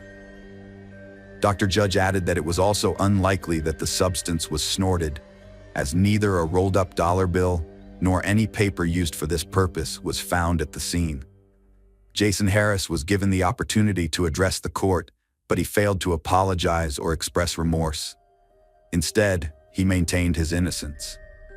The jury, however, saw through his deception and revealed him to be a selfish, murderous, and dishonest individual, as the judge remarked on November 17, 2021. The jury ultimately found 47-year-old Harris guilty on all charges brought against him. 3 weeks later, the the court sentenced Harris to life imprisonment without the possibility of parole. Undeterred, Harris proceeded to appeal the verdict. In a statement, prosecutor David Layton extended his sincerest condolences to the family and friends of Christina Harris, describing the case as tragic and hoping that the verdict would bring some measure of comfort as they continued to mourn. Harris requested a new trial, citing his trial lawyer's ineffective assistance. Specifically, he argued that his lawyer failed to obtain an independent expert opinion on the prosecution's evidence and did not consult with an independent toxicologist. The lawyer's trial strategy had been to show that Dr. Hunter's opinion on the manner of death was based on flawed information. The prosecution responded by submitting an affidavit from Jason Harris's trial lawyer, who clarified that he had chosen not to obtain an independent expert opinion to counter the prosecution's expert witness. Instead, his strategy was to highlight that Dr. Hunter had altered his opinion on the manner of death due to being presented with inaccurate information and circumstances over a 3-year period, which was influenced by pressure from the victim's family. In February 2024, the Michigan Court of Appeals upheld Jason Harris's conviction, and as a result, he will spend the rest of his life in prison with no possibility of parole. Hello friends, welcome to our channel. Today we're going to take a look at another horrible case with you. The case of Katie Sepich. On the morning of August 31, 2003, the lifeless body of 22-year-old Katie Sepich was discovered near a remote landfill in the desert of Las Cruces, New Mexico. She had last been seen by friends as she left a local house party following a night of bar hopping. It would take almost 4 years to identify her killer. Katie, a 22-year-old woman, was described by her mom as outspoken, vivacious, and intelligent. She grew up in Carlsbad, New Mexico, as the oldest of 3 siblings. After graduating with a business degree from New Mexico State University, she was planning to start graduate school in the fall to pursue her MBA. At the time, Katie worked as a waitress at a local Mexican restaurant. Katie was an extremely outgoing individual who formed a close bond with a guy named Joe Bischoff while attending university. Initially, their connection was platonic, but it soon blossomed into romance. Katie confided in her mother, Jeanne, about her deep-seated happiness with Joe and her desire to forge a long-term partnership with him. A short while later, Joe presented her with a diamond engagement ring. After graduating from university in the summer of 2003, Katie and Joe's relationship faced challenges. While Katie opted to pursue further studies at the university, Joe moved back to his parents' place in Gallup, New Mexico, a small city approximately 350 miles away from Las Cruces. Katie was devastated when Joe had to depart. Although their long-distance relationship was extremely challenging, they still found ways to reunite occasionally. During the Labor Day weekend of 2003, Joe visited Las Cruces, and Katie was ecstatic. Sadly, their brief time together took a tragic turn. On Saturday, August 30th, 2003, Katie spent the evening with Joe and their friends, bar hopping before heading to a local house party. However, after the party, Katie vanished. The following day, Katie's mom, Jan, received a life-changing phone call. As a mother, Jane cherished Katie, her remarkable, outgoing, vibrant, and intelligent daughter, who always lit up the room with her infectious laughter.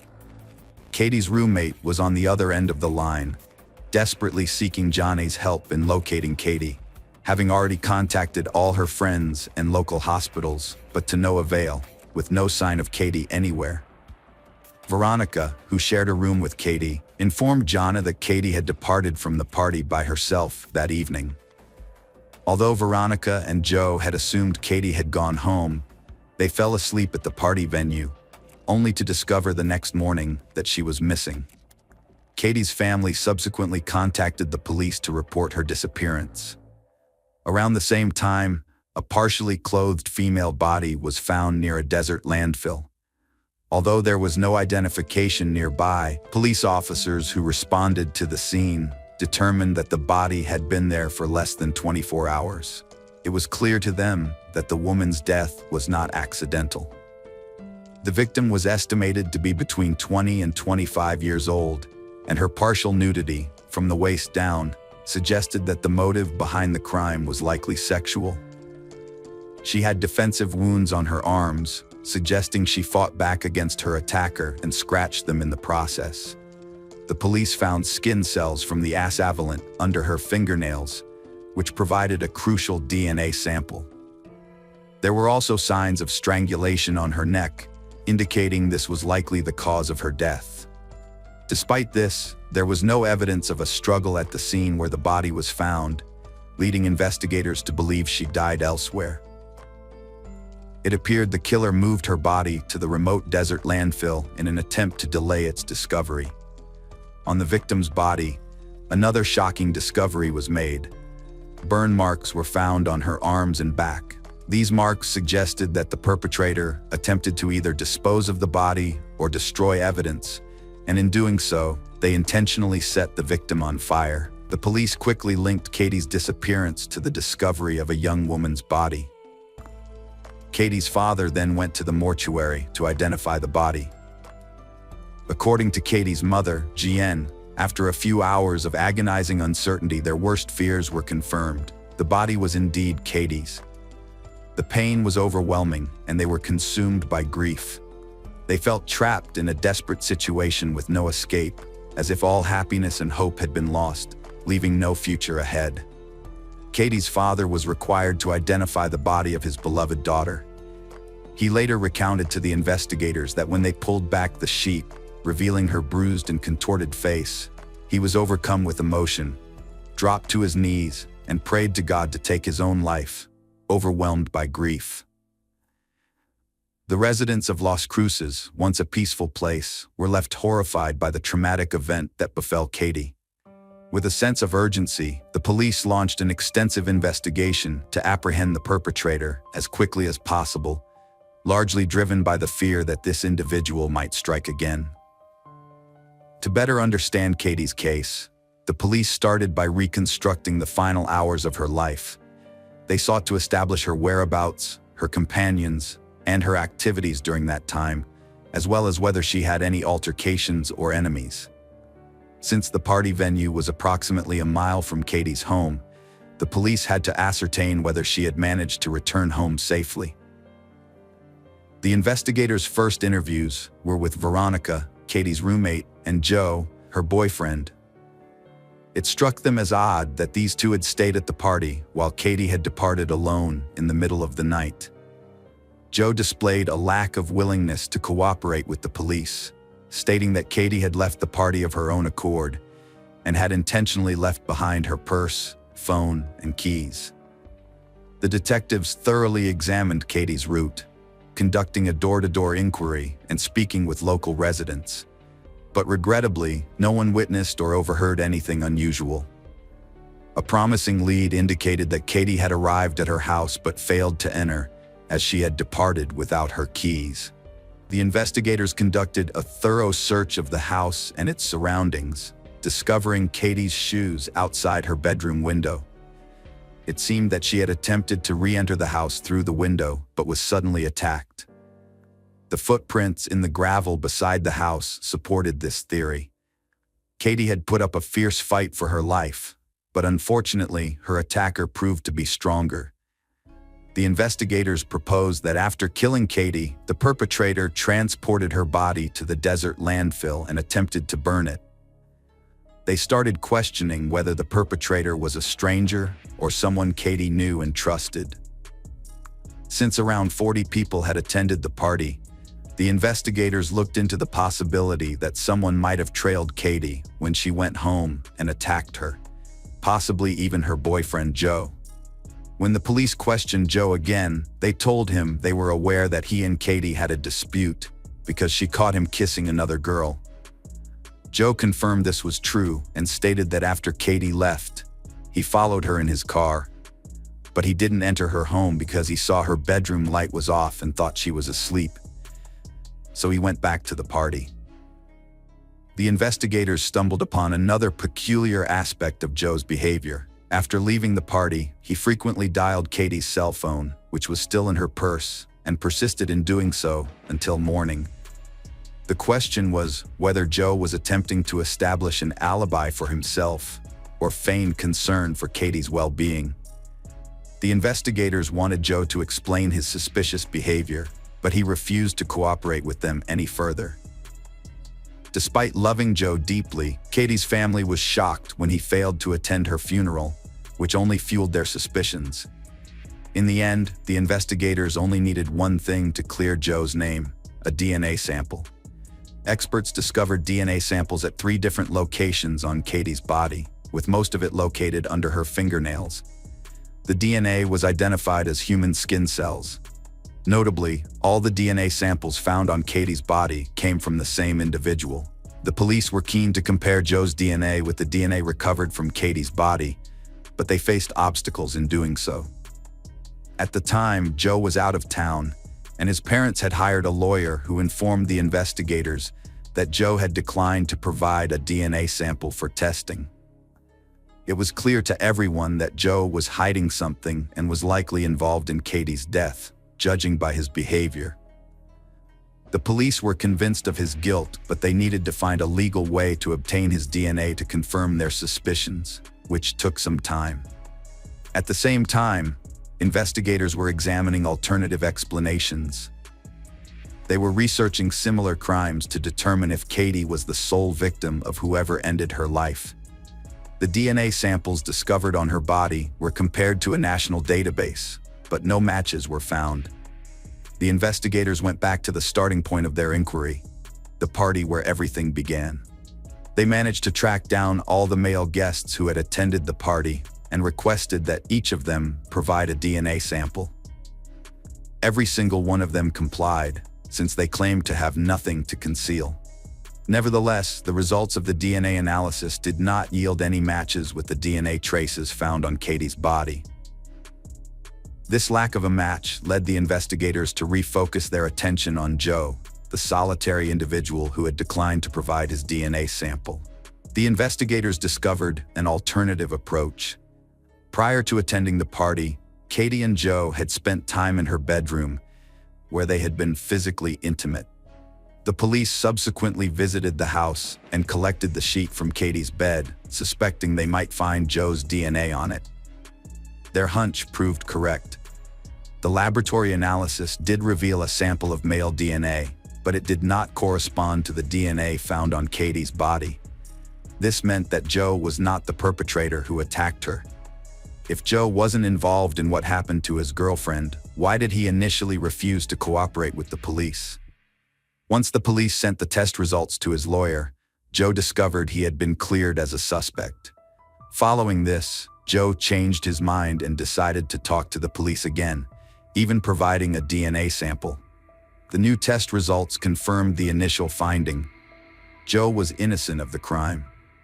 Joe refused to cooperate with the police because he had previously had intimate contact with Katie before the party, and he feared they would discover his DNA on her body.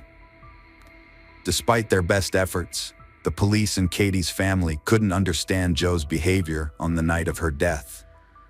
After Joe was cleared as a suspect, the police had to explore alternative theories. Several partygoers informed the investigators that Katie was wearing rings on her fingers that night, including one given to her by Joe. However, when Katie's body was found, her fingers were bare. The police suspected that the killer had removed the rings. They searched all local pawn shops, but failed to find Katie's stolen jewelry. Near where Katie's body was discovered, another potential lead emerged in the form of tire tracks. Forensic experts successfully identified the brand and model of the tires in question. Upon contacting the manufacturer, the police learned that these specific tires are typically fitted to pickup trucks. Regrettably, this new information failed to bring the authorities any closer to catching the perpetrator, and the case ultimately stalled. About a year after Katie's incident, a similar crime occurred in Wisconsin. In Green Bay, a girl was attacked and suffered the same brutal fate as Katie. She was also set on fire, but miraculously, she managed to survive. The victim credited her survival to feigning death, which led the attackers to leave her.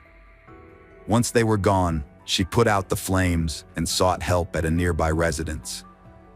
She claimed to have been attacked by two Hispanic males, but the evidence in Katie's case suggested only one perpetrator was involved. To determine if there was a link between the two crimes, DNA analysis was necessary. The victim from Wisconsin provided a detailed description of her attackers to the police. When the Green Bay police released the composite sketches, a local farmer recognized the men as his employees, Gregorio Morales and Juan, since one of them had relatives in Las Cruces and often visited them. As a result, both men were arrested, and the police investigating Katie's case believed they had finally identified the culprit. However, the results of the DNA examination proved otherwise. The samples did not match the DNA found on Katie's body. These two men were later convicted of assaulting a girl in Green Bay, but they were not connected to the Katie case. Morales was sentenced to 50 years in prison and Gregorio to 50 years. Thus, the investigators reached another dead end. The only evidence the police had were tire tracks from the crime scene and DNA samples of the perpetrator.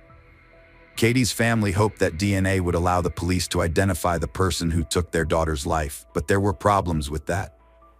It was not legal to take a DNA sample from anyone arrested by the police.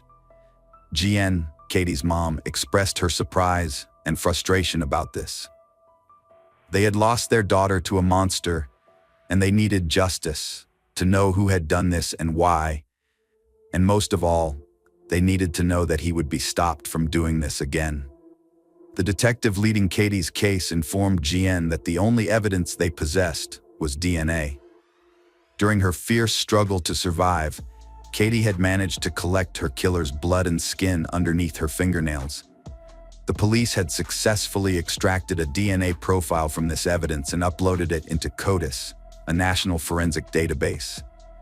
Detective Jones clarified that every week, this DNA evidence would be automatically cross-checked against the offender database to search for a potential match. This news brought renewed hope to Katie's family, as they were confident that they would eventually identify their daughter's killer once a matching profile was found. Detective Jeanne casually mentioned that the perpetrator was such a menace he'd likely be arrested again soon, at which point his DNA would be collected and entered into the system, leading to his identification and eventual conviction. However, Detective Jones contradicted him, explaining that this process isn't possible in New Mexico or most other states, as it's against the law to collect DNA samples from someone simply because they've been arrested. 3.5 years after Katie's death, a significant breakthrough occurred in the case on December 18, 2006. A DNA sample was discovered that matched the DNA evidence found on Katie's body. The attacker was identified as 26-year-old Gabriel Avila, a married father of one who had no prior connection to Katie. Notably, Avila had a lengthy criminal history and had been released from prison just shortly before Katie's murder on November 13, 2003. Less than 3 months after killing Katie, Avila was caught and arrested for breaking into an apartment shared by two young women carrying a knife. Fortunately, the college roommates managed to avoid an attack by locking themselves in the bathroom and quickly calling the police. In March 2004, Avila was found guilty of aggravated burglary with the intention of committing aggravated assault. However, after being released on bail, Avila fled instead of facing justice.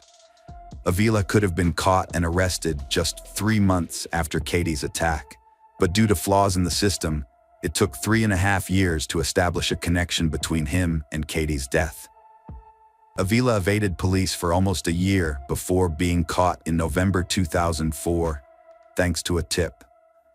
He received a 9-year prison sentence, and a DNA sample was taken when he entered prison, but it sat untested for another 2 years. When the results finally came back, showing a partial match to DNA from Katie's crime scene, investigators sprang into action, tracking down the truck Avila used to dispose of her body, where they found a ring that belonged to Katie. This case highlights the need for system change. The police wasted resources and time searching for the perpetrator for 3 years, which could have been avoided if they had taken a DNA sample from Avila during his initial arrest. Moreover, it is astonishing that his DNA sample was only tested 2 years later, in 2006. Detectives investigating Katie's case visited Avila in prison after finding her ring in his pickup truck. Avila confessed to the crime, explaining that he had been in the area that night to buy illegal substances while his wife was away. He claimed that he offered Katie a ride when he saw her, but she declined. Later, he saw her again outside her house and stopped to offer help when she said she couldn't get in because she didn't have her purse.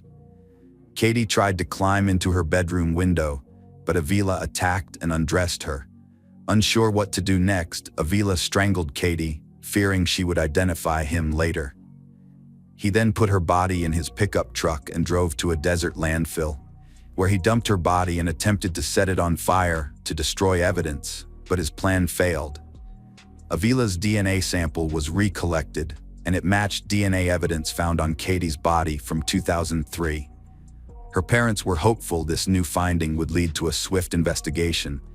However, they were shocked to discover that, in New Mexico and nearly every other state, it was illegal to collect DNA samples from individuals upon arrest.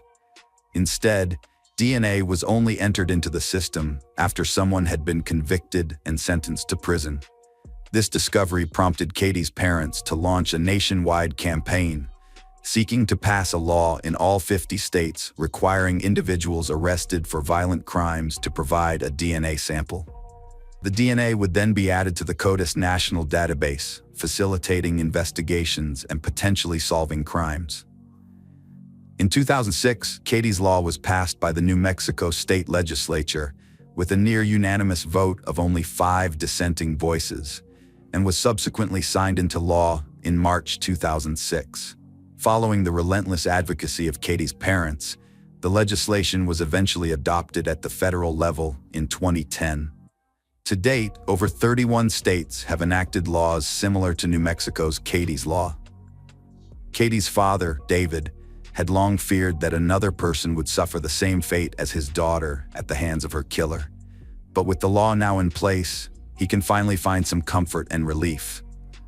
Opponents of this policy argue it invades privacy and violates civil rights, while others note that DNA, unlike fingerprints, contains sensitive genetic information. In the case of United States versus Kincaid, a federal district court ruled that collecting DNA samples before conviction and including them in the national DNA database does not violate constitutional rights. In 2017, Gabriel Avila's trial got underway.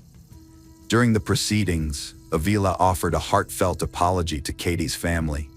His lawyer pleaded with the judge to show mercy, citing Avila's remorsefulness as a mitigating factor. District Attorney Susana Martinez countered that Avila had delayed his confession for over 3 years, only coming forward when confronted with irrefutable DNA evidence by detectives. At the sentencing hearing, Katie's father, David, addressed the judge, imploring him not to be lenient with the punishment. He argued that his family would never have the opportunity to see Katie again, and it was only fair that the person responsible for her death should not be allowed to experience freedom again in their own lifetime. In May 2007, Gabriel Avila was found guilty and received a 69-year prison sentence. He will be eligible for parole in 2043 after serving 30 years of his sentence. Jenna believes that true closure is unattainable, but she is now ready to move forward. She, her husband, and their 2 other children have been healing and progressing with their lives, and they cherish their remaining kids deeply. Additionally, Jenny has pledged that she and her husband will persist in their efforts to have Katie's Law enacted in all 50 states as a testament to their deceased daughter.